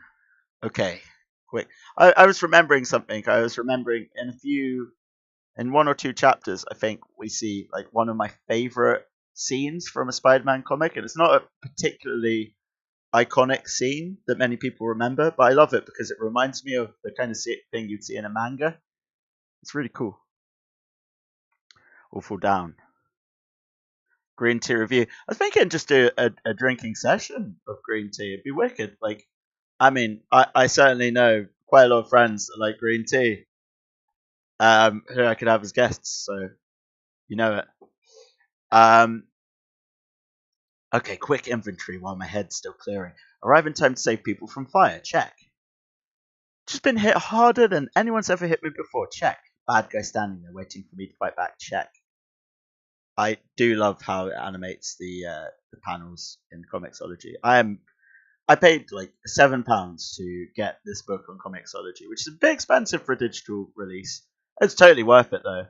And there are some books that are on sale for like £2.50 at the moment, so check out Comixology. I'm going to have quite a collection of online comics, I think. I mean, I've owned this before. I don't own the paper volumes. I've had to get rid of it to make space when traveling back from Japan, regrettably, and also the cover was ripped. I'd love to buy it again at some point in paper. Willingness to oblige. Big old check. Again, something that Scott Hanna, the colorist, does really well here is captures lighting and makes everything seem like really shiny. It's really cool. Like this is the one. Like so, in the past, I really paid attention to the artist, but these Spider-Man comics just brought a lot more attention to the colors.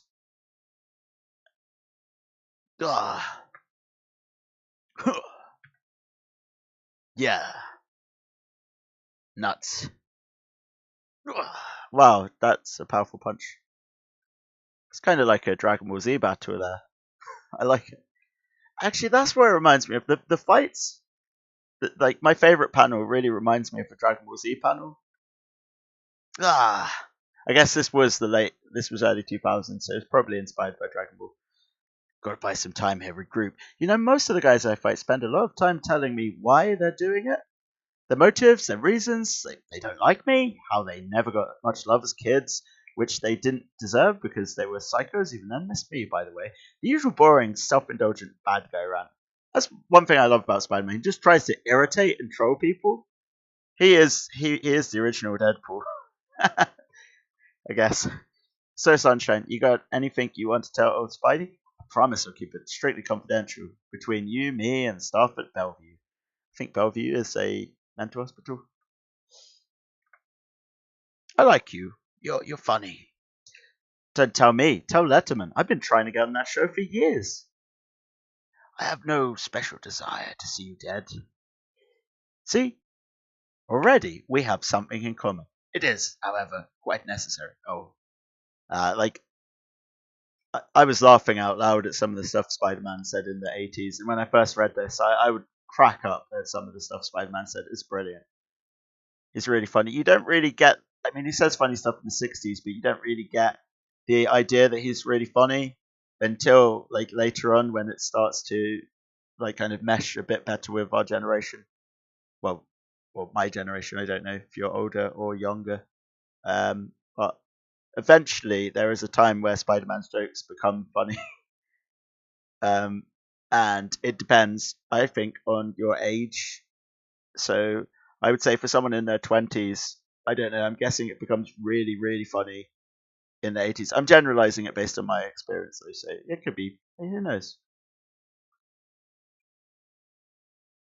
Here's how it will happen. You will run, I will pursue. I do not tire, I do not grow weary, I do not give up. You may get ahead, but eventually, it's very refreshing to do a British accent again. But eventually I will catch up. Now that I have found you, I will always be able to find you wherever you may hide. This may take hours or days, the longest was a week, but in time you will tire, and then you will die. But I give you my solemn word, it's nothing personal. Wait a minute, you're saying you're going to kill me and it's nothing personal? Nothing personal? Listen, buddy, I've fought every kind of nutball on the planet. I've fought freaks, mutants, aliens, and high-tech gangs. Heck, I've even fought my own costume. And you know what? You're the first one who's really ticked me off. You want me? Bring it on, Shouterhead. Bring it on. I think the fact he doesn't have a grudge, he doesn't hold a grudge, has annoyed Spider-Man a bit more. I hit him with everything I've got. He keeps coming. I hit him with everything I can find. He keeps coming. He doesn't talk. He doesn't snarl. He doesn't yell. He doesn't gloat, preen, cackle, threaten, or mock. He just keeps coming. Ah, I love it. I love these pages. John Romita Jr. Heck of an artist. And so I go where he can't. This toe-to-toe stuff is for the birds. Besides, birds eat spiders. You're looking pretty winded there, so I'll just go up here and give you a break. No, watch it. Ah, help! He doesn't care who he hurts as long as he gets to me. Have to draw him away from populated areas. He may be able to climb, but I'll bet Aunt May's favorite chair he can't do this. I love the troll face. 15 stories up and 2 blocks down. That ought to buy me enough time to figure out how to beat this guy. It's not like he seems to have any special powers. He can't burst into flame. He doesn't have tentacles, wings, crocodile teeth. I bet he doesn't even have an American Express card. He's just really strong. Really, really strong. But so am I. And up here, there's nobody to get in the way. No civilians to. That can't be. Nobody's that fast. Wow. Hey, hey! Web shooters can't get to my web shooters. Are you insane? We'll both die. Nope, just you. Got to get free, got to get free, got to get... Yes. This is such a brutal fight. No tick-tick parade for me now, that's fine. I'm just proud to have been the first man to walk on the sun. I'll be going, thanks. He's just crashed into a window for a birthday party. That's a great image. Mister, are you okay? Give me my hand. Yourself! Ah! No! Let her go! No more civilians, you hear me? This is between us, damn it. You want to fight? You've got one. Fool. Fool, damn you. Fool. Wow. This is such an awesome fight scene. Like, I'm used to back and forward in Spider-Man fight scenes. They've all been pretty good, actually. The 60s Spider-Man fight scenes are quite impressive, but I've never really taken the time. I think seeing things in panel view really gives you a sense of what's going on, and I love it. Okay, let's see. Let's keep going. No! It's such a nice car. It's a shame it's going to get wrecked. Get down! Get down! Get up. Get up on your feet, Peter. Come on, your feet. He's coming. He's... Ah! Ah! Wow, so he's doing a multiple punch thing. He's like... Chest on fire, ribs cracked, maybe broken. Can't let him... No, can't. And then he jumps away. Gotta put some room between us. Draw him away from the civilians again. He keeps coming silently, so silent. I find myself almost wishing he would taunt me. They'd say something, anything, because vanity is a weakness, and right now, I don't see any other weaknesses. My only chance for now is to stay ahead of him as much as I can. This is gonna hurt. Real bad. I'm telling you, Paul. I said to this guy, this network weasel, I said, buddy, this is a conversation that can only end in gunshot. Clap, clap, clap. Letterman's on, so he just stole someone's clothes. Nice. Or are they his clothes? I don't know. Letterman's on, so we've been at this for 3 hours. How can it keep going? This is insane. Maybe if Spider-Man disappears, he'll go back to wherever he goes when I'm not around to attack. I need just a little time to breathe too. Oh man. Oh, no, come on. No way. I'm glad to see this again because Steve Ditko created it. It's a great visualization of Spider-Sense. It's fantastic. Way. I said now that I had found you, I could always find you. Wow. He punches him through a wall. One of the few bad guys to know who he is, and he doesn't even care. Don't suppose you got a can of spinach back there, do you? Huh? Skip it. Nobody watches cartoons anymore. Love the Popeye joke. He doesn't get tired. Only gets stronger as he goes. But he knows I'm exhausted. And damn him, he knows exactly what it takes to pull me in again. I won't let an innocent be hurt.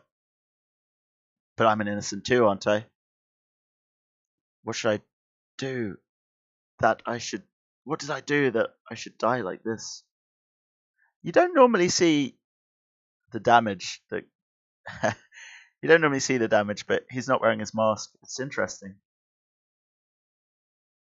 I love that this guy is running out the pub with 4 beers in his hand. Champion. Not all heroes wear capes. No, you're not going to die, Peter. You're not going to die, and you're not going to keep letting him do whatever he wants to whomever he wants.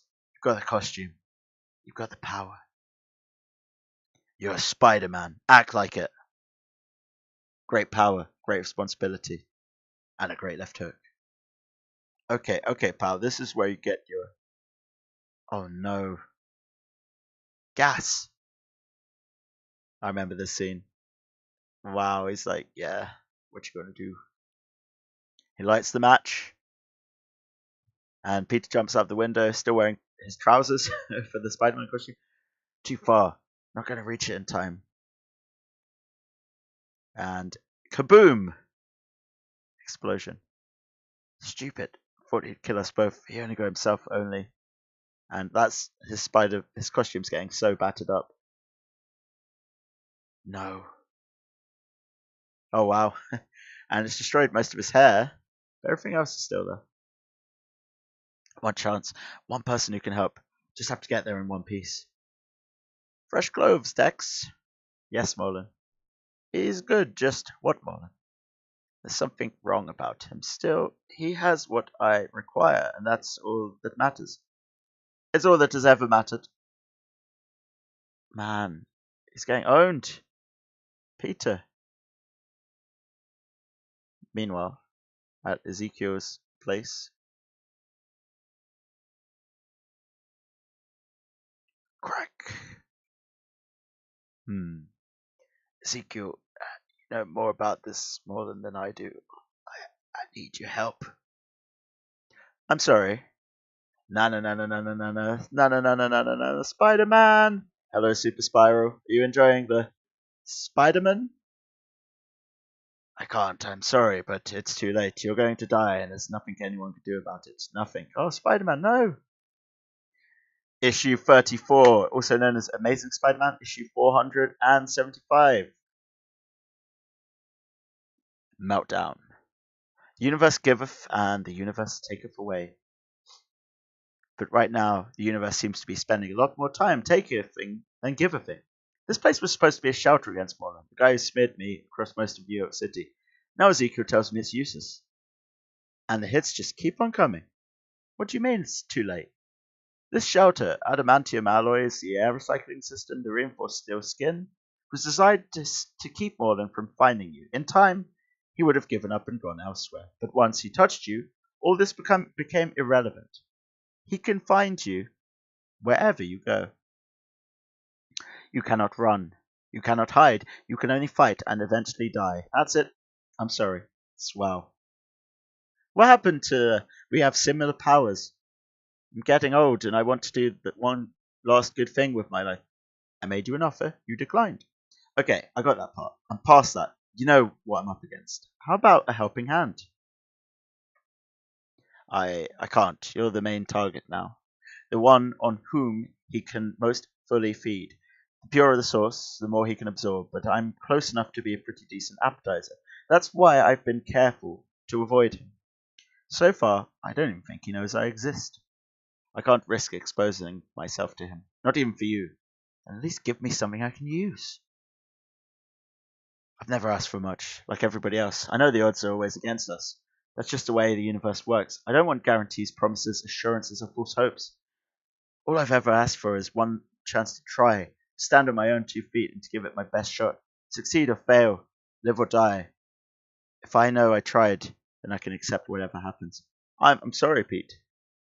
I have more money than I ever wanted. I can buy you anything you want, but I can't give you this. I don't know any way to stop Morlun, let alone to beat him. You're on your own. Well, it won't be the first time. Goodbye, Ezekiel. I like that. It's showing his reflection as sad while he's looking in a different direction. It's interesting. Well, is that afterwards? Is that a different panel? Is that showing his reflection after he leaves? As I try to keep my cracked ribs from grinding, I weigh my remaining options that don't involve getting turned into a wet spot on the concrete. Option 1. I get on a plane and get out of the country, but there's no telling how much damage he'll do once he realizes I'm gone, to try and pull me back again. So he's actually contemplating leaving the country. That's very uncharacteristic for Spider-Man. Just going to take a quick sip of tea. Matcha is truly the giver of life. I love it. Who needs coffee when you got matcha? Option 2. Option 2. Damn, there's never a good option 2 around when you need one. When you really need one. And worst of all, I think he's decided not to wait around for me to show up again. I can't. I have obligations. I have responsibilities. I have a board of directors and shareholders and accountants and annual reports and an itinerary. I have Hutch. It is not Hutch. It is not Hutch. No, it is Matcha. So, as Super Spiral says, we had a camping trip a few years ago. It was a really good camping trip. I loved it. And I was drinking powdered green tea, which was referred to as Hutch. It is not Hutch. It was powdered Sencha. It was the cheap stuff. This is the real stuff. The real stuff. Look how pure it is. Witness the pure greenness. I can't show you. I'm not sure how up and down work when I do that.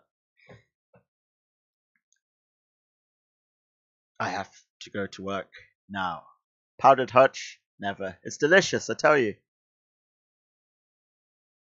Yep, this has got Morlun's fingerprints all over it. But where is... Here. Oh no. He's taken a hostage. I see him. He has... And in that instant, the pain is gone. The fatigue is gone. Everything is gone. With one exception. Rage. Don't even freaking think about it. Fetch. Oh my god. Rage against the bullies who beat me as a kid. Rage against every steroid crazed freak who thinks he should just turn innocent bystanders into pulp just because he can. Rage against the people who just don't give a damn who they hurt. Got you. Look out. But I already know he's coming. Even if I couldn't feel him, I know he'd be there, taking advantage of the situation. Not that I care anymore. I just want a piece of the creep. Jah! Again, some good shots. He barely feels them. But I feel every one of his. Doesn't matter. Spider-Man. When you get him cornered, he's tough. Just keep swinging. Just keep swinging. This probably won't work, but I've got to try everything.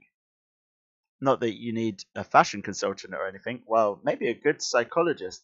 And as much as I like a good goth coat, I think it just needs something a little extra webbing, maybe.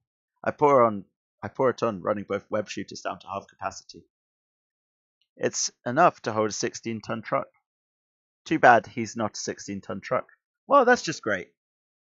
Do you know how much this stuff costs? Spider webs don't just grow on trees, you know. Well, actually they do, but why quibble? I mean, they kind of do grow on trees.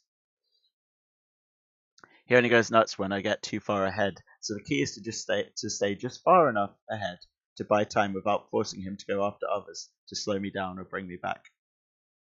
Just one thing I'm going to need. But the lack of pockets strikes again.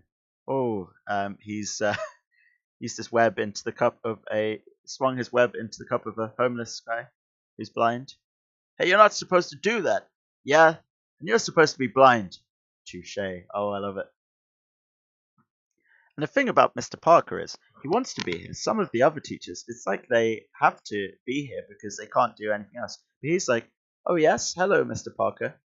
Oh, I'm sorry you can't make it in. Oh man, I'm sorry you can't make it in today. Yes, every teacher has 4 sick days, but usually they save them for after they've been teaching for a while. No, I don't think that was an attempt of commentary, just an observation.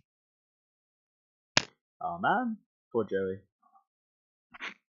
It's just that most real sicknesses start a night before, not an hour before class, so thank you for the suggestion, but I don't think that's anatomically possible, Mr. Parker. Wow. It writes itself. I love it. I can hear the scream starting again, even as I hang up the phone. And I know it's him drawing me out again, and I think, am I that predictable? I'm tired. I've been fighting this guy for nearly 12 hours straight. Flippin' heck. I haven't had anything to eat or drink, and he's not even tired, but I am. I'm hurt and I'm tired and I want to go home and I want to sleep and I don't want to be here and I think, can I let this one go? Can I just let it be someone else's problem? Just for a minute so I can rest? No, you can't, Spider-Man. You can never do that. No, I can't. But I wish I could. God. But I wish I could. Please, I didn't do anything. Please. Please scream again. I don't believe he heard you. Alright. I heard alright. I hit him with a telephone pole. That's awesome. Sock it to him, Spidey. Come on, that had to hurt. Maybe it's the way. That's the way to beat him. Keep him at arm's length where he can't reach me and wear him down. It's a great theory, but the wearing down part doesn't seem to be working out as well as I'd hoped for. Hey, let go. That's my. Uh-oh. What's that? No. The wall. I'm too close to the. Oh. Ah! This guy hurt. Can't breathe. Can't breathe. God, I can't breathe. Chest's on fire. Can't move. Come on, Peter, move. As I told you, I regret the necessity of this. You have fought well, if briefly, briefly, my dear Aunt Fanny. Screw you. Got it. Ah! He's webbed away to a car. That's got her. It's like dragging him along the floor. Ah! You seem rather distracted, sir. Oh, sorry, nothing. You were saying? I was saying that we can maximize our revenue streams by consolidating the offshore accounts. Further, if we expand, not much money left. I could try calling the Fantastic Four, but they're not in town, and why the heck aren't more superheroes in the phone book? Don't black out, don't black out. Can't afford that. Think. Come on, answer. MJ, it's me. This is Mary Jane. I'm away from the phone right now, but if you leave your name and number, I'll get back to you as soon as possible. So they established at the beginning of this issue that him and Mary Jane are spending some time apart. So it's definitely a clear sign that he thinks he's going to die. It's quite sad there, and he's hung up. He's phoning someone else. Who's he phoning? Hello, hi, it's me. Peter, are you all right? Yeah, Aunt May, I'm fine. You sound terrible. Are you coming down with something? Yeah, I don't know. Maybe I'm just tired. That's all. Wanted to see how you were. You're so sweet, always looking out for everybody else. Yeah, you could say that again. I'm fine. Going to be dropping off my spring clothes at the cleaners tomorrow morning. If you like, I could stop by your place and pick up yours too on the way out. Out with the winter clothes, in with the summer clothes. Right. Peter, that is actually a plot point. Interestingly enough, you'll find out in the next book. You know I love you, right? I mean, I get busy sometimes, and I may forget to say it, but I never forget to think it. You're my favorite aunt in the world, May, and I love you. Whatever happens, remember that. Peter, please deposit another 25 cents for 3 minutes. I have to go now. I'll talk to you later. Peter, wait.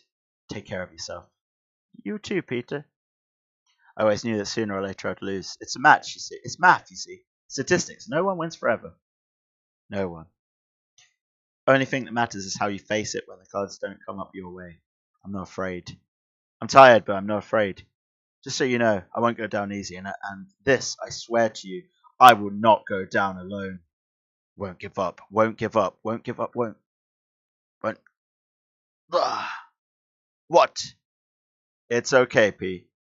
I've changed my mind. It's a moment. It's a moment when even Morlun seems taken aback. I love this panel. It is one of my favorite scenes in Spider-Man. Like, you could tell just by the body language, it looks like Ezekiel is terrified to be there, but he's there and he's ready to fight. Peter's mask is all battered. You don't even need to see his expression to know what he's thinking. And Morlun is surprised for the first time. I love it. And in that moment, oddly enough, I finally understand what it feels like for someone else to look up and see me. And it's great. Totally freaking great. But I also know that he's risked it all by touching Morlun, who can now find Ezekiel at will if I fail to stop him. So I'm just going to have to make sure that doesn't happen. Hey, didn't your mother ever tell you not to turn your back to people? It's rude. It's just the way of things, P. Nobody's got any class these days. And he's bleeding. 2 Spider-Men are better than 1. Interesting. You're not pure, not like him. But I will take you anyway. Waste not, want not. And this is another one of my favorite pages. It's so good. We go at him together. It's a new experience riding on with someone with similar powers to what I have. His instincts are the same as mine. His movements much like my own. It's like fighting side by side with an older version of myself. I think my Uncle Ben would have liked him. I think they would have had a lot in common.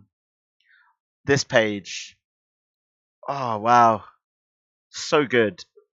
They sure don't make, well, I mean they do make comics like this still, but wow. I mean, it's got everything I want out of a Spider-Man comic. John Romita Jr. art. It's got 2 guys punching someone much stronger than them. It really reminds me of the last episode of Dragon Ball Super as well, which is great. Yes. No, let him go. See, he's an energy vampire. Obviously, he can eat people. Ezekiel is in trouble. So this is from the year 2000. I think it's from the year 2001, actually. Late 2000, early 2001. And this is when J. Michael Straczynski was writing Spider-Man. He was my favorite Spider-Man writer up until he made a really awful comic, which I've got on my shelf here, called Sins Past, which is one of the worst Spider-Man stories ever written. But I love this guy. He's recently written a TV show called Sense8 that was cancelled. I want him to write a Spider-Man movie one day because he's great. Go! I'm sorry, Pete. I thought I could hold my own. I'm sorry. Ezekiel, no! Nice. Not filling, but nice. I think I'll go have a cappuccino now just to wash that down. Monster. Catch up with you later. Keep diving for over 20 minutes, longer than I can even hold my breath. Nothing. He came, and he helped, and he fought, and he died, and it was all for nothing. All for... No, maybe not. Interestingly, that parallels when Peter Parker thought that Black Cat was dead in the comics. He couldn't find her, and it turned out she wasn't dead, so... Not gonna say anything. Because Ezekiel took Morlun off guard, he was able to tag him once real good. Just once, but it was enough to make him bleed. Up until now, Morlun's known all he needs to know about me. But I've known nothing about Morlun. I actually think this story works, this graphic novel works as a standalone Spider-Man story. If I was going to recommend Spider-Man to someone who hadn't read it before, I think I'd give them this book. That just changed. I don't know how much time I have, how much time Ezekiel bought me, but he got me something even more important than time, something I didn't have until now. He bought me a chance. And that's all I've ever needed, just a chance. I may not be Reed Richards, but by God, I'm a scientist, and I've got the equipment to prove it. Okay, most of it came from catalogs, but still. Aha! His blood is an amalgam of every kind of cell, animal, bird, human, and insect, purest forms of DNA I've ever seen. That explains how he can go after me or anyone else Ezekiel described as a totem. My guess is that the cells break down over time and require a periodic recharging from a source life form in each category. The purer the source, the stronger the charge.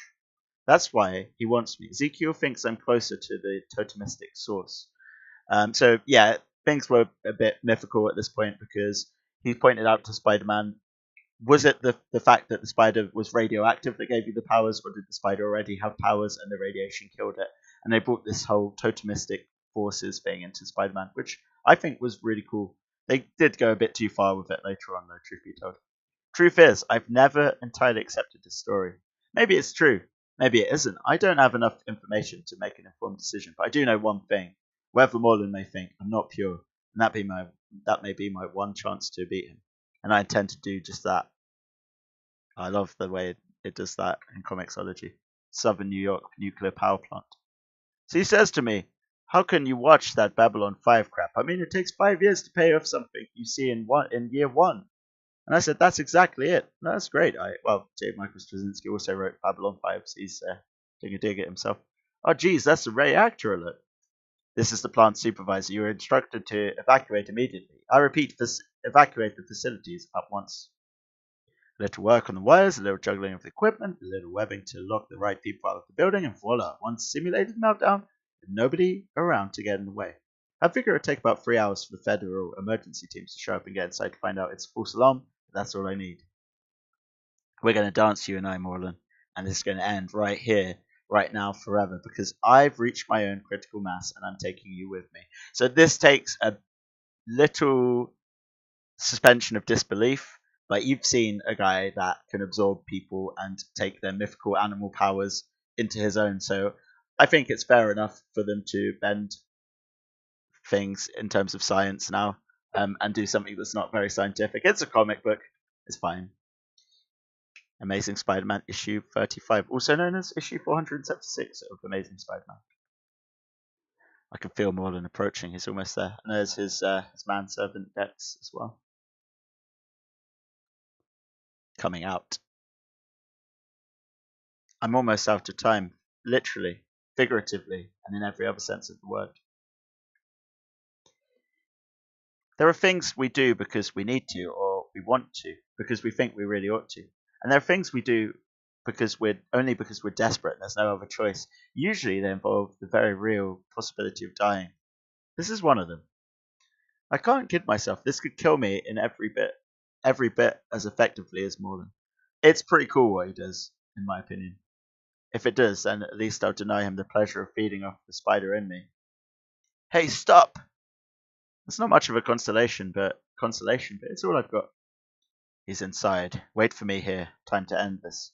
Yes, Morland. Organic fluid suspension compound, check. Buffering compound, check. Acceptable radiation levels, unknown. What I can control is the amount of fluid I inject.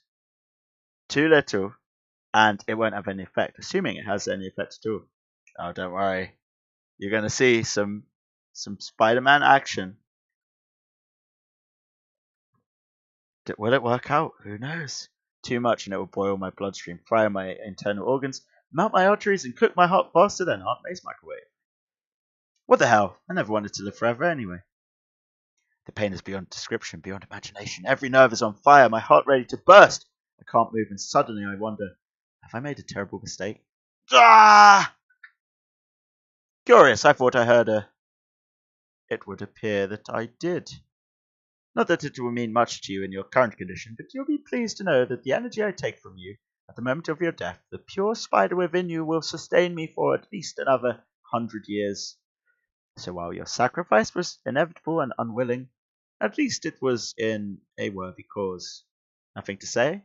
Until now, you've been talking for the both of us. I don't have your skill. I hardly know what to say, well, except goodbye as he's about to absorb him. Or is he? Ah! Get away from me! I don't understand what. Typical, isn't it? Just when you think you know someone, they surprise you. You wanted to feed on the spider in me because it was pure, right? From the spider's mouth, so to speak. Just one problem. I may be many things, a snappy dresser, a good dancer, and overall a heck of a nice guy once you get to know me. But there's one thing I'm not. I'm not pure. Yes. So he's arguing that it's not mythical powers, it's the radiation that gives him this power. Now, I'm going to argue that Spider-Man has a lot more defense against radiation to most people, so that's why he could survive this. It's a bit ridiculous, but I think it's cool. The spider that bit me may have been subjected to a massive dose of radiation. Whatever the spider had been before that moment, whatever its intentions, if any, whatever powers it carried, if any, all that changed with the radiation. Ezekiel asked which came first, the chicken or the egg, the radiation or the spider, the totem or the isotope. You know what I say? I say it doesn't matter to who I am, why I am, or what I am. Maybe the spider finally got smart and decided to evolve to the next level. Maybe it got stupid and was where it shouldn't have been. Either way, the spider and the radiation met in the lab, got hitched in the test tube, and together they produced me. A child of the spider, the first cousin of the atom. You can handle the first. That's what you like. That's what you feed on. But radiation, that's a little harder to swallow, isn't it? After the first dose, I always wondered if I could sustain another dose or if it would kill me. But I never had a reason to test the equation, to take that chance, till now. Till you. Congratulations, sunshine. You just reaped the whirlwind. I can feel the radiation burning inside me. I can handle the pain now. But he can't. Get away from me! Ah! Every time I hit him, instead of my energy, he absorbs the radiation at the point of contact. So that's what was happening before. He was absorbing the energy when he was punched. Choking it, baby. Choke on it because it's payback time. And obviously, the fact that he knows it will be absorbed will mean it won't remain in his bloodstream. How does it feel to be on the other side of the irresistible force, Marlon? How does it feel to be pursued by someone who isn't going to back off or give up? How does it feel? Radiation Ex Machina. Yeah, I love it. It makes a lot more sense than it did to me when I read it last time, because I thought the radiation just gave Spider-Man super strength, but it's actually the fact that he's using Morland's power against him. It's quite clever. Yes, that one hurt him. The radiation has weakened him enough for my punches to get through. Can't let him catch his breath. Can't let him get away or get his strength back. It's now or never. One chance. That's all I ever needed. One chance to take it to the wall. One chance to stand or fall on my own. Live or die. Succeed or fail. Not just for me. For all the people he's hurt. For all the people he's killed. For Ezekiel. Ah! Please, no more. I give you my word. I will leave. I will never return. Just let me live. I beg you, holy. Please. I can't let him go. I can't let him get his strength back. Looks like the lizard there. It's great. I stopped him once. I don't know if I can do it again. Even if he doesn't come after me, he'll come after someone else. He's vulnerable. He can be hurt. He can be killed. I stop him right here, right now, or he goes back to killing. God in heaven, Peter. How far are you prepared to go? Bear in mind, Spider-Man, 474 issues in, and more other issues from other series, has never killed anyone. Is this going to be the first time? Please. What? Dex? As manservant, I quit. No! Wow.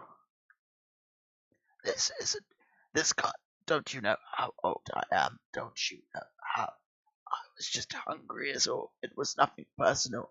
I was just hungry. God.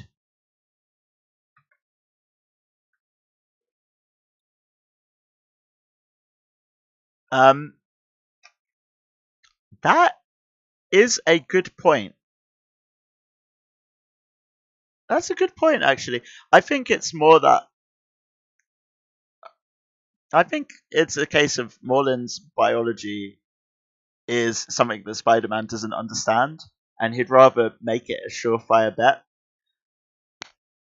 It is a bit strange though. Also, the fact he's resistant to punches might mean he's resistant to needles.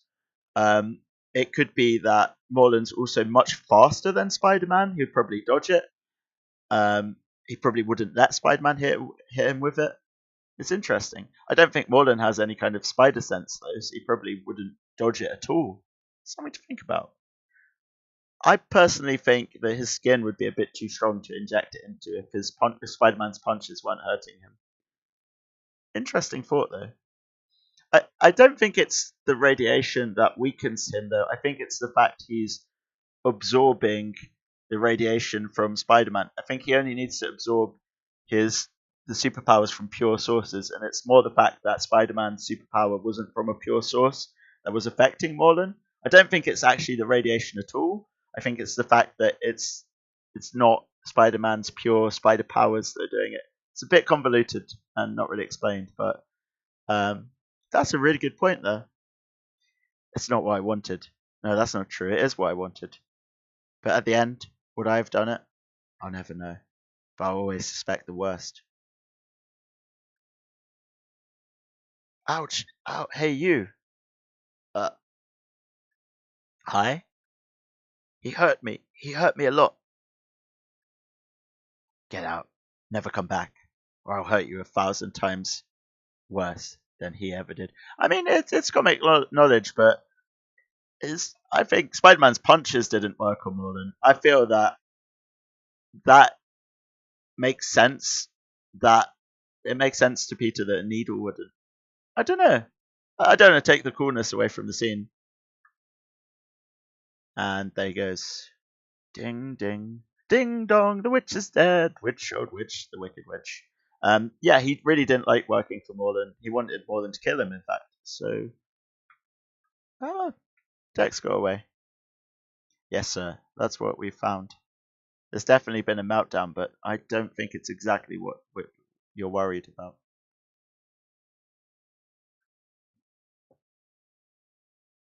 Hello, God. This is Peter Parker. Can I ask a favor? I know I've been your personal cat toy for the last few years, but can we not do that? Can you not do that to me again for a while? Not real long. I know the odds on that are about 0, but just for a little while. Say 50 or 60 years. I mean, that's not long in your terms, right? Just kidding, God. Just kidding. But I'll bet you knew that, didn't you?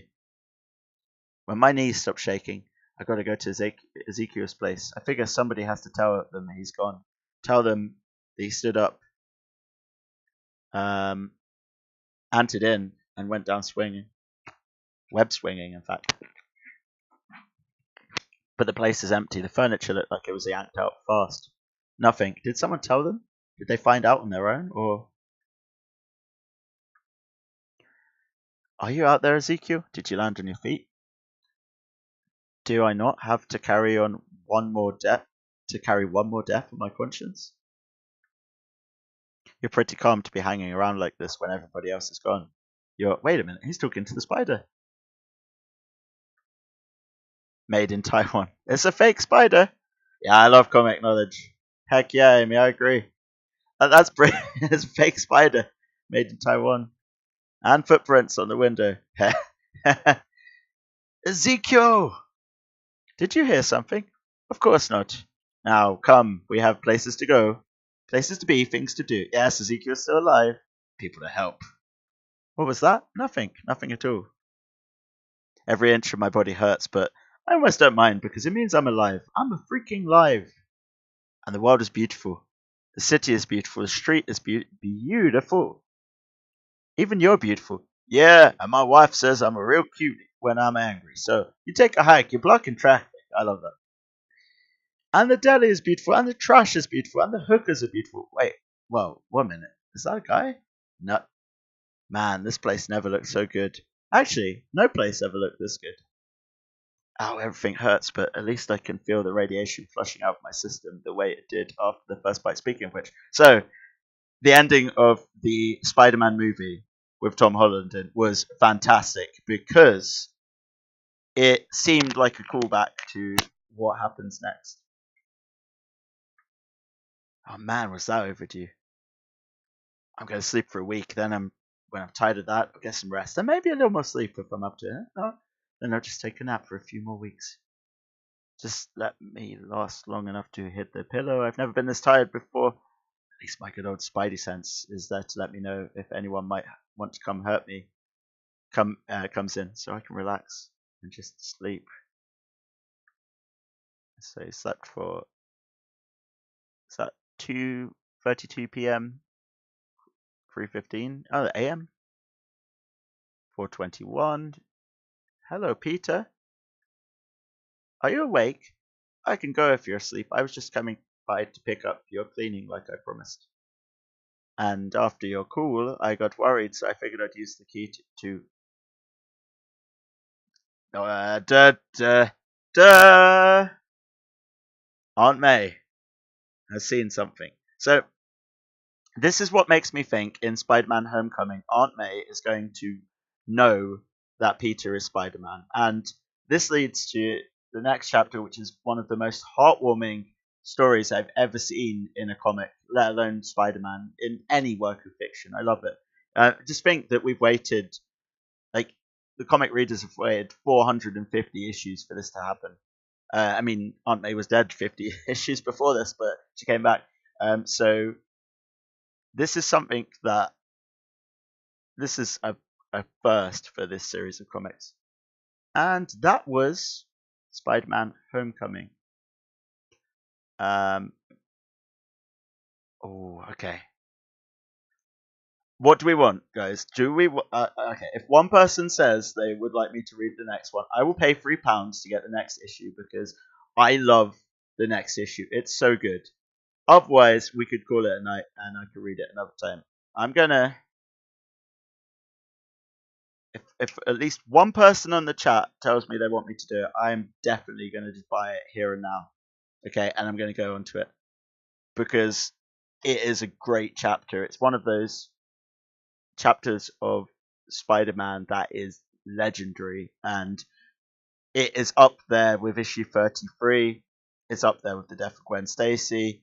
It is up there with all of the great Spider-Man stories. Okay, so let's leave it there for you guys to decide.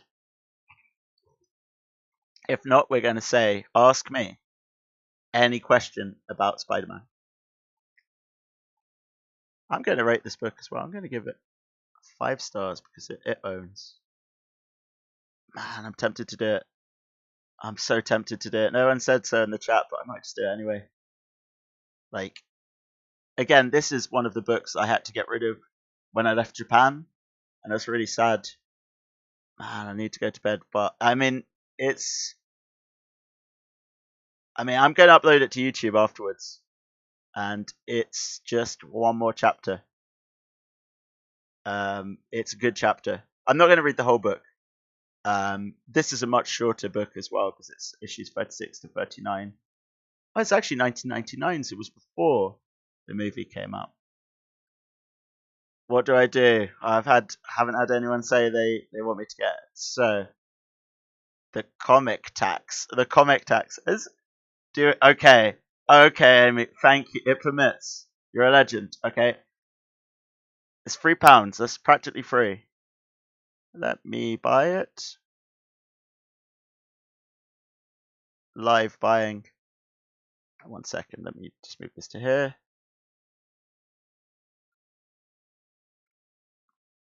Proceeding to checkout, completing the order.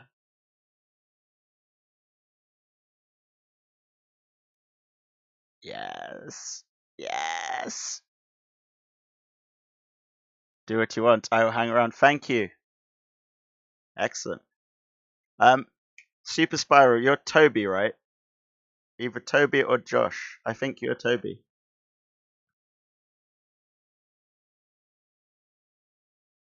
Because you referred to the green tea as Hutch. That's a dead giveaway. Okay, now let's go to the next one. If I can work out how to. Here we go. It was $2.99. That's a steal. Amazing. He looks like Joey Tribbiani in this picture.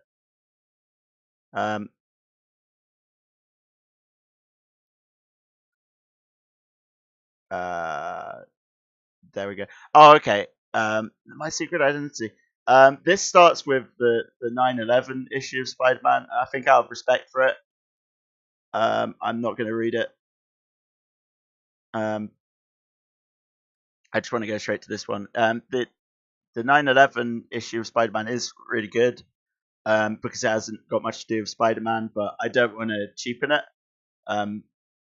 because, yeah, I think it's quite a good sentiment, and yeah, I don't want to cheapen the sentiment in any way. So I'm going to go to this one, which is also really good. So it has a little start thing. A demonstration on radiation, high school student Peter Parker was bitten by an irradiated spider from which he gained the arachnid's incredible abilities. When a burglar killed his beloved Uncle Ben, a grief-stricken Peter vowed to use his great powers in the service of his fellow man because he learned an invaluable lesson. With great power comes great responsibility. Stan Lee presents The Amazing Spider-Man. That has not changed since 1963, and I love it. Interlude. I think it's either this chapter or the chapter afterwards, but I think it has no text at all in the first one, so she has seen the web shooters. She's seen the costume. She's like grabbed hold of the costume. Got a determined look in her face. She looks at Peter. He's snoring. She walks out of the costume in a bag. Our circadian sleep-wake cycles are as much a part of us as our fingerprints. Some people are born with a natural inclination towards being morning people. They wake up bright and early and cheerful and instantly alert, and nobody likes them, and that's just the way it should be. I've become a morning person now. On the flip side, there are the people who work all night and don't sleep until dawn. His face is really beaten up from the last issue. We're talking here about writers, artists, and other people the rest of us would just as well not deal with anyway. Wow. As you can see, attempting to alter our circadian rhythms by, say, staying up late when you're not a night person produces results that rarely show satisfactory. That are rarely satisfactory. Sleeping in class, for instance, this is as bad a survival mechanism because it leaves us vulnerable to changes in our environment. Man, I think it is actually the next chapter, but this one's pretty good. He drops a pencil on the table. Huh? Morning. Ah! Haha. Thank you for the demonstration, Jennifer. Now, for the rest of you, read the chapter on sleep deprivation and vitamin loss so we can discuss it tomorrow. Come on, a whole chapter? The chapter's only 8 pages long, and if it's a burden, borrow the attention span of the student seated next to you. See you on Thursday. Busted. You are so gonna get it, you little Jennifer. A moment of your time, please. Busted, busted, busted. Creep. You okay, Jennifer? Yeah, fine. It's just that you've been falling asleep in class a lot lately. It's just I got a lot to do. Got a lot on my mind. You want to talk about it? No. Anything else? No, but if you change your mind, I won't. It's never mind. I'll be fine, Mr. Parker. Peter, Dominic, how's it going? Okay, I guess. Jennifer. Yeah, I caught the last part of that sad case. Sad how? Had her in my class last year. Troubled kid. I figured it was drugs. Close, but not correct. She's clean as far as I know. So what's the problem then? I mean, you said she was a sad case. She is, but not for the usual reasons. Her brother's a user. He's been suspended twice in the last year for being high. He gets her to do his homework, help him take care of things, cover for him. Shame, really. She has a lot of potential left to her own devices. She could go far, but too bad she'll never get the chance. The bad ones always drag the good ones down with them. Always do, Peter. Always. Always knew what to do with Electro. You find a way to short circuit his power source. Rhino, you feint and use his strength against him because he doesn't know how to deal when somebody doesn't come at him head on. For this, you can't beat this by hitting it. It's not that easy. But that doesn't mean you don't try. But first things first. Hello? Anna, it's May there. Peter knows she went out. I came by to help her clean. Same routine every Tuesday, but she seemed a little, I don't know, distracted? Tired? Why, is there a problem? No problem, it's just, well, I always try to call her this time of day and she's always there. Everything changes, Peter. You can't expect people to stay frozen in time forever, you know. Yeah, I guess so. Well, if you see her first, say hi to her and tell her I love her. I will, Peter. Bye. I don't want to cause her any trouble with her folks. but it probably won't hurt. It's actually the chapter after this one. I'm sorry. I'll get through this one quickly, and the next one's really good. This one's pretty good still, though. But it probably wouldn't hurt to walk home a different way today, just for the variety. Spare some change, mister? Can I get a quarter for food? Can we get some money for pot? Come on, at least we're honest about it. Yeah, fair play. They're honest. Address matches, but from the look of the place, nobody's lived here for at least a year. Excuse me, ma'am. I'm not a ma'am, I'm a missus. I didn't. Ma'am means madam, and I ain't French, and I ain't running an escort service here, unlike certain other people I can name across the street. I don't like to talk, but there it is. I just want to know. I'm a missus, which is married, and I'm proud of it. I don't care what my sister says. She doesn't know what I have to deal with every day. The noise, the people. Hey, the shouting. You don't have to shout, mister. I'm in such a big hurry to have to be rude to people. I'm just trying to be polite. We're having a conversation, a little back and forth, like this was a real neighborhood and you were a real person. And now you're shouting. Fine. Let's be shouting. I'm all impressed. So what's your question, mister? Hey, look at me. Look at me. I actually dressed myself this morning. I can bench press more than any two members of the X-Men. I could tear through a concrete wall with one hand. I'm reasonably sure I can take her. What happened to 4171 Rosedale? Oh, that. You want to know about that? It's condemned. You see the sign? The one for condemned written on it? Used to be a family living there. Dad was a creep, ran out. The mother wasn't much better. Took off about the same time as the building was condemned. Not very nice people, rude. Like to shout a lot, but you wouldn't know anything about that, would you? What about the kids? Problems, both of them. Well, the girl less than the boy, but they're both trouble. Moved out on their own. Down that way. They live in there? Yeah, I suppose if you can call it living. It won't end well, never does. Thanks. Sure, knock yourself out. Excuse me, ma'am. It's not ma'am, it's Mrs. I love that. What an awesome lady. Hello? Smell of disuse comes up the stairs to me.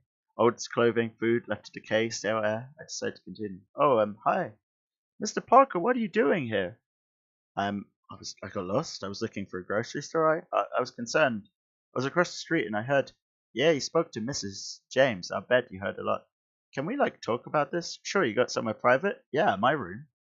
So this is your room then? Yeah, what do you think? It's it's a sty. Pretty much the word I was searching for. Yeah, it's not what we'd want to. I mean, we didn't always live like this. We used to have a real place to stay. It's really sad, the fact that she's homeless and she's got a commune. I mean, I expect this probably does happen to real high school students in America and in England as well sometimes. I mean, we didn't always live like this. We used to have a real place to stay. I mean, it wasn't great, but it wasn't this. So what happened?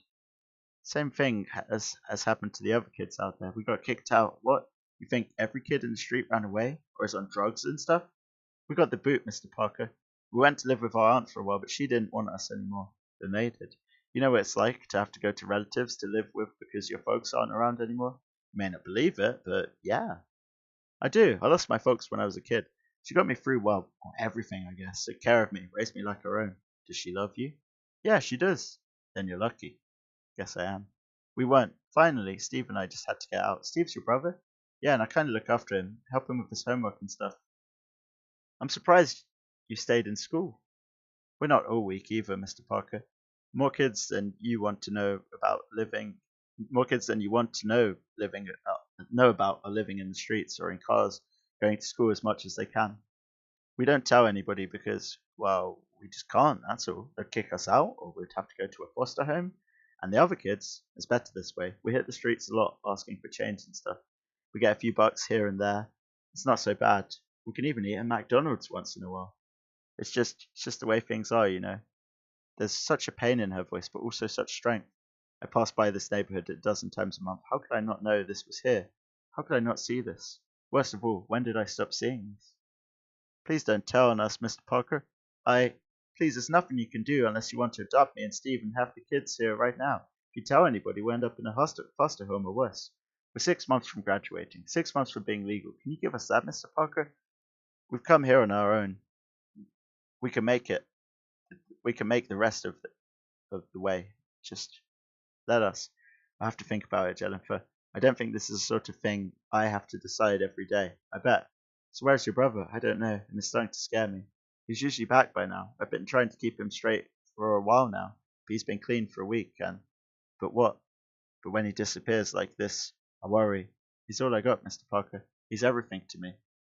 Ah, he's ODing, dude. Dump it outside. We don't need the hassle. Toss him out with the rest of the garbage. So anyway, if you could just like forget what you saw of this, I'd really appreciate it. Jenny, Lisa, Steve, you gotta come quick. He's been Peter Parker the whole chapter and not Spider-Man. Steve, oh my God, Steve. He's alive, but barely. We need to get him to a hospital fast. Dial 911. They don't like to come here. It's too dangerous. It would take forever. Just do it. It's the only chance he's got. Okay, Lisa, if you can flag down a car, you're kidding. He's dying. He's unconscious, going into seizures. He could die before the ambulance ever gets here. Got to risk it. Hold on, Steve. Just hang on a few more minutes. I've got a drug overdose here. Emergency room's that way. He's going to need immediate help. I'll do what I can. But he's not the only one to check in with that problem tonight. God. Like I said, we've got a lot. Doctor. Sorry, I've got to. He's dying. I said he's dying. Take care of him right now. Okay, right. Orderly. I need an orderly over here. You sure he'll be okay, Mr. Parker? It's too early to say for certain, but he's got a fighting chance. Thank God. I still don't understand how he got there. I mean, I didn't think Spider-Man got into this part of town really often, you know? Too busy fighting bad guys in big bad costumes, right. But I saw him go by and pass and he heard me. Well, I'm just glad he was there. Listen, Jennifer, I want you to know that I won't turn you in. Thank you, on one condition. Okay, here comes the hustle. You got something to hold over me. Now you're no, that's not it at all, Jennifer. It's just if you get into trouble, I want you to know you can call me. And if there's any way I can help, just let me know. No strings, honest and true. Peter, what a good guy. Deal. Yeah, I'll think about it. Okay, and thanks, Mr. Parker. That the sister? Yeah. So why's a loser like Steve got somebody like Spider-Man coming into this part of town? Don't know. Guess we ought to find out. Cover our asses just to be sure. Find me the shade. Just a sec. Jeez. Hoaxdella, you order we smash? Peter. Aunt May, well, it's about time you showed up, young lady. I was starting to get worried. How was the movie? I didn't go to the movies, Peter. I've been sitting here all day just Aunt May, you alright? No, Peter. No, I'm not. Tell me where you are and No, I'll come to you, Peter. I think it's better this way. We need to talk, Peter, right now. So that chapter was quite good. I apologize. I thought the next chapter was now. I forgot, but they needed time to stew over it. Here it is. Amazing Spider-Man, number 475. Maybe the best issue of Spider-Man I have ever read. We have to talk right now. Something's bothering Aunt May. I've never heard that tone in her voice before. So distant, almost hard, as if she steeled herself up for something. Anna Watson said she'd gone to the movies. Thought it was strange since I didn't think there was anything out that she'd be interested in seeing. But you don't get that end of the world tone in your voice because you've seen a movie. Well, yeah, except for an Adam Sandler film, sure. But what after dissing Adam Sandler yesterday? Wow, that is such a sick burn. I love it. Maybe she went to the doctor and didn't want me to know. I'm going to end it after this one because I've been taking ages. I'm sorry, everyone, but I'm having so much fun with it. Yes, Amy, that Adam Sandler burn. So Spider-Man made a really obscure reference to a bad writer yesterday, and Amy came straight in with an Adam Sandler reference. Thank you. Maybe she went to the doctor and didn't want me to know. I have 6 months to live, Peter. This is one of the chapters that actually made me cry when I first read it. Unless it's someone else. Mary Jane has 6 months to live, Peter. Flash Thompson has 6 months left. Who's contemplating it? The planet has 6 months left to live. Dr. Octopus has 6 months left to live. So do you want to go out for pizza? I love it. Does this skirt go with this blouse? Oh, Peter, stop it. You're making yourself crazy. It's probably nothing. You're reading too much into this. It's just I can't stand the idea of anything or anyone causing her pain. Anyone that tries has to answer to me. Can you answer to yourself, Peter? I think it's going to definitely go like this in Spider-Man, the next Spider-Man movie with Tom Holland. I hope it does. Just a sec. Aunt May, hi. Is everything okay? No, Peter. No, it's not. Then what, Aunt May? Where did you? Don't tell me it's a Halloween costume, Peter. Just don't. No, wait. Look, I don't know what you think, but I can explain. No, you can't, Peter, and you don't have to. You don't have to explain, and you don't have to lie to me anymore. I know your secret. I know you're Spider-Man. The conversation. I saw those web things, whatever they are. I saw you living on the bed, so hurt. Not living, lying on the bed, so hurt that I almost. How could you do this to me, Peter?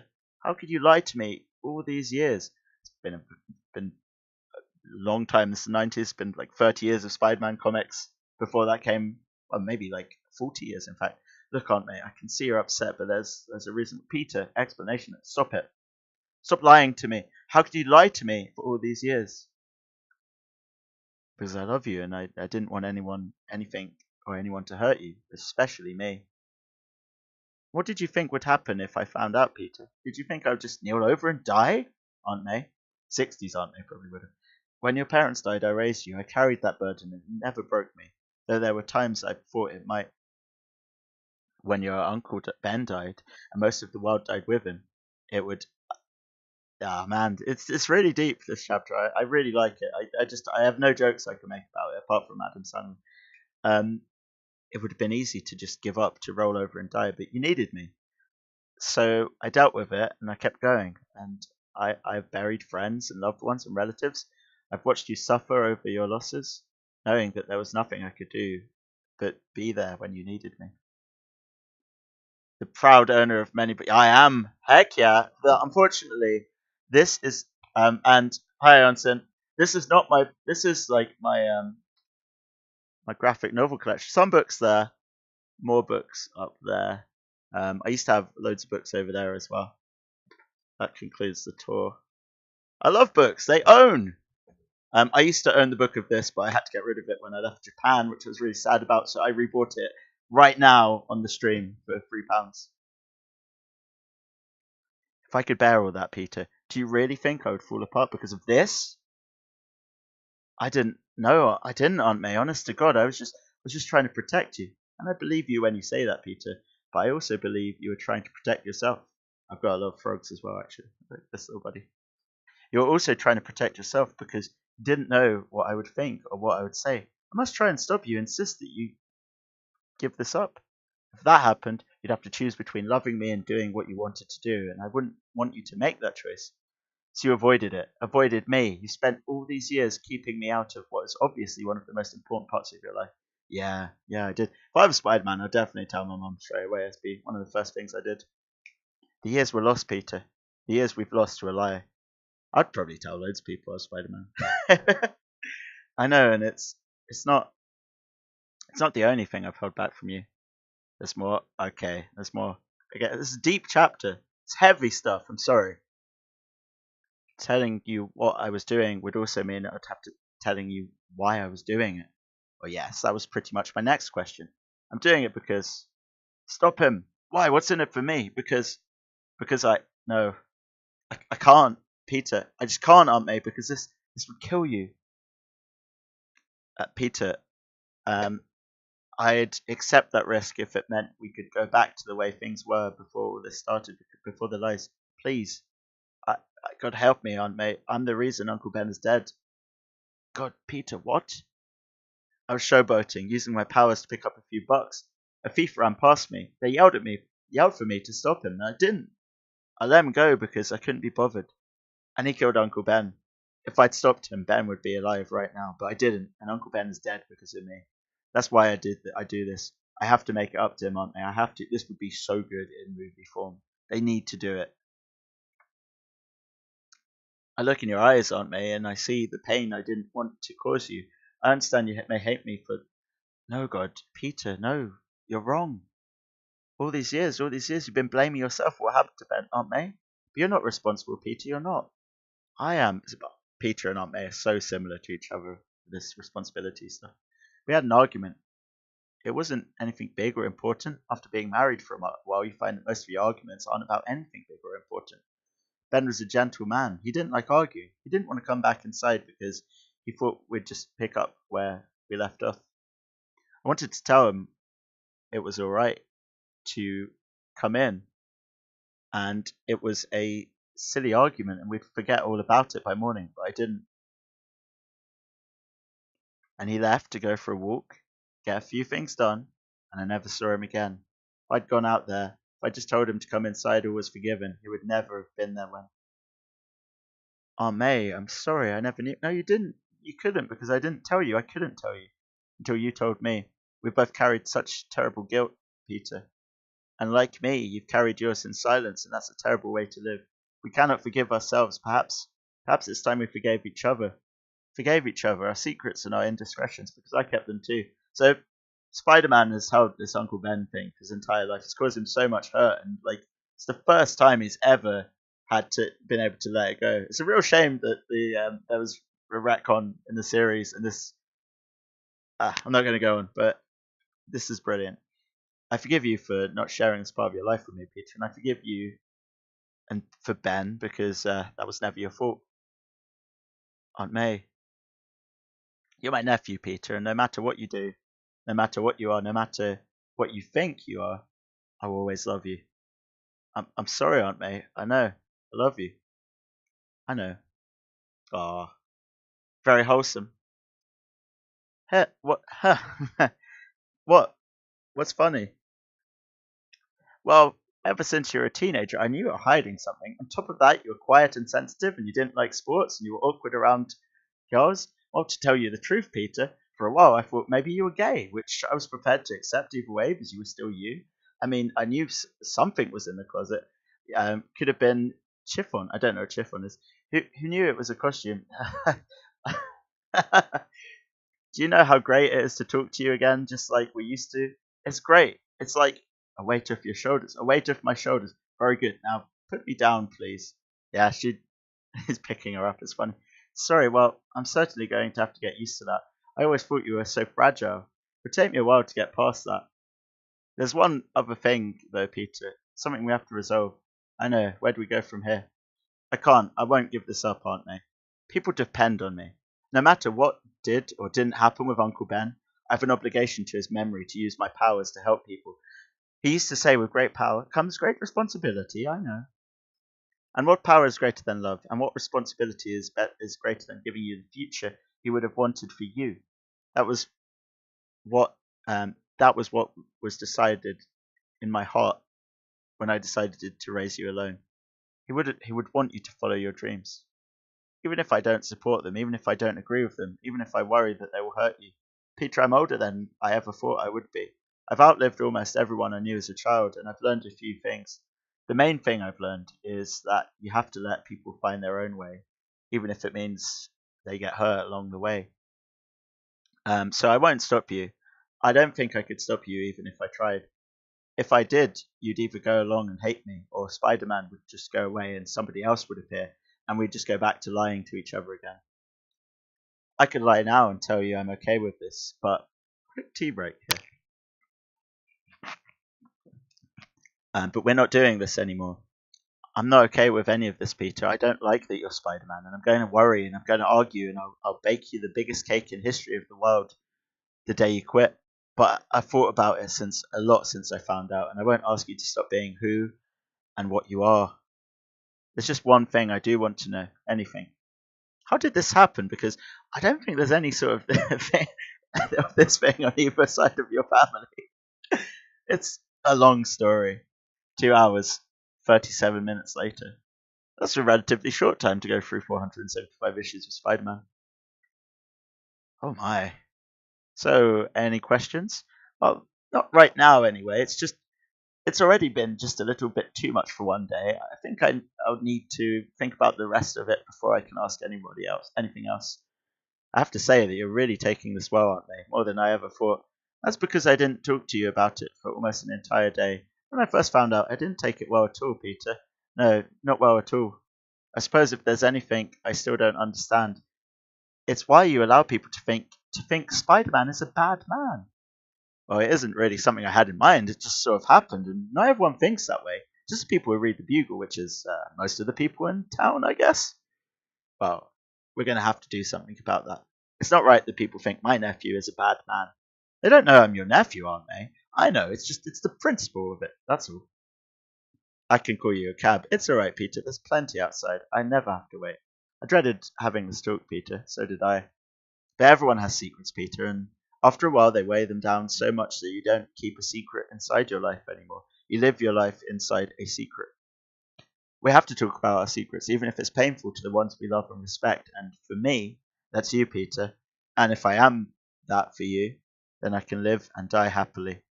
And that won't be for a very long time, Aunt May. Good, because we're not finished talking about this, not by a long shot. I love you. I hate that you're doing this. I'll try and find something in the middle that I can live with. But it won't be easy, Peter. It won't be easy. I know. Good night, Peter. Night, Aunt May. All my life, I've dreaded having that conversation. I've lived in fear of it for years. Years for a conversation that took a little under 3 hours. And I'm so proud of her. She's so strong. So strong. For all the years I wore this, I always felt as I was hiding, as if I was hiding more than my name. I was hiding who I was, hiding from the world, from myself and from her. For the first time I feel not confined, but free. Since she has given me that freedom, I know it cost her, however much she put on a brave face. I know it must have cost her terribly, and I'll make that up to her somehow.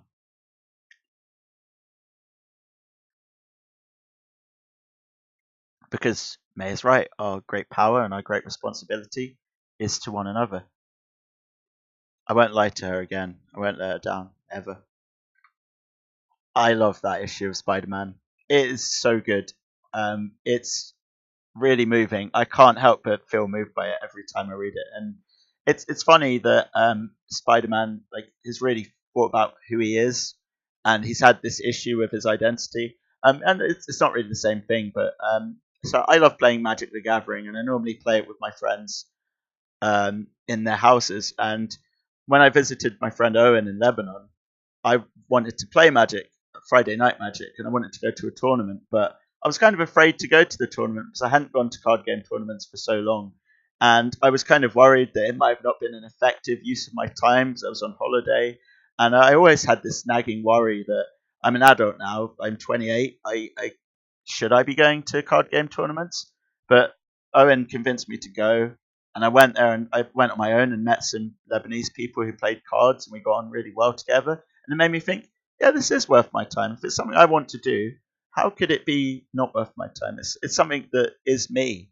And I felt a lot more happy to be myself after doing that, you know? Like sometimes you got to do stuff you love, even if it's ridiculous, like swinging around town and being Spider-Man. And you've got to not be afraid to tell people about the stuff you love, you know? So that was Spider-Man today. It got very heavy towards the end, but that's what J. Michael Straczynski does best. He makes Spider-Man stories funny, moving, and put some awesome fight scenes in them as well. No limits. I hope you've enjoyed listening to me go on about Spider-Man as much as I have. Spider-Man is genuinely my hero, and I love to be able to read these stories. I remember when I was 14 years old and I gave like a speech about how much I like Spider-Man in my year 8 class, and I got terrorized for it, but I didn't care. I stood there telling the story. I remember I said Peter Parker was a nerd. He got pushed around. Someone shouted out, "He's not the only nerd." I didn't care. It gave me the courage to speak out. And yeah, Spider-Man's helped me a lot in my life. And I hope that I can continue reading some more Spider-Man stories and get through all of J. Michael Straczynski's Spider-Man comics, except for Sin's Past, because it is a piece of crap. No limits. Thank you, everyone. I'm going to go for today. Let me take one last sip of tea. I got this at Hyper Japan Expo. It's a really good time. Thank you, everyone. It permits. And I'm going to go and play some Nintendo Switch. Yes. Oh, it turned itself on. Bye, everyone.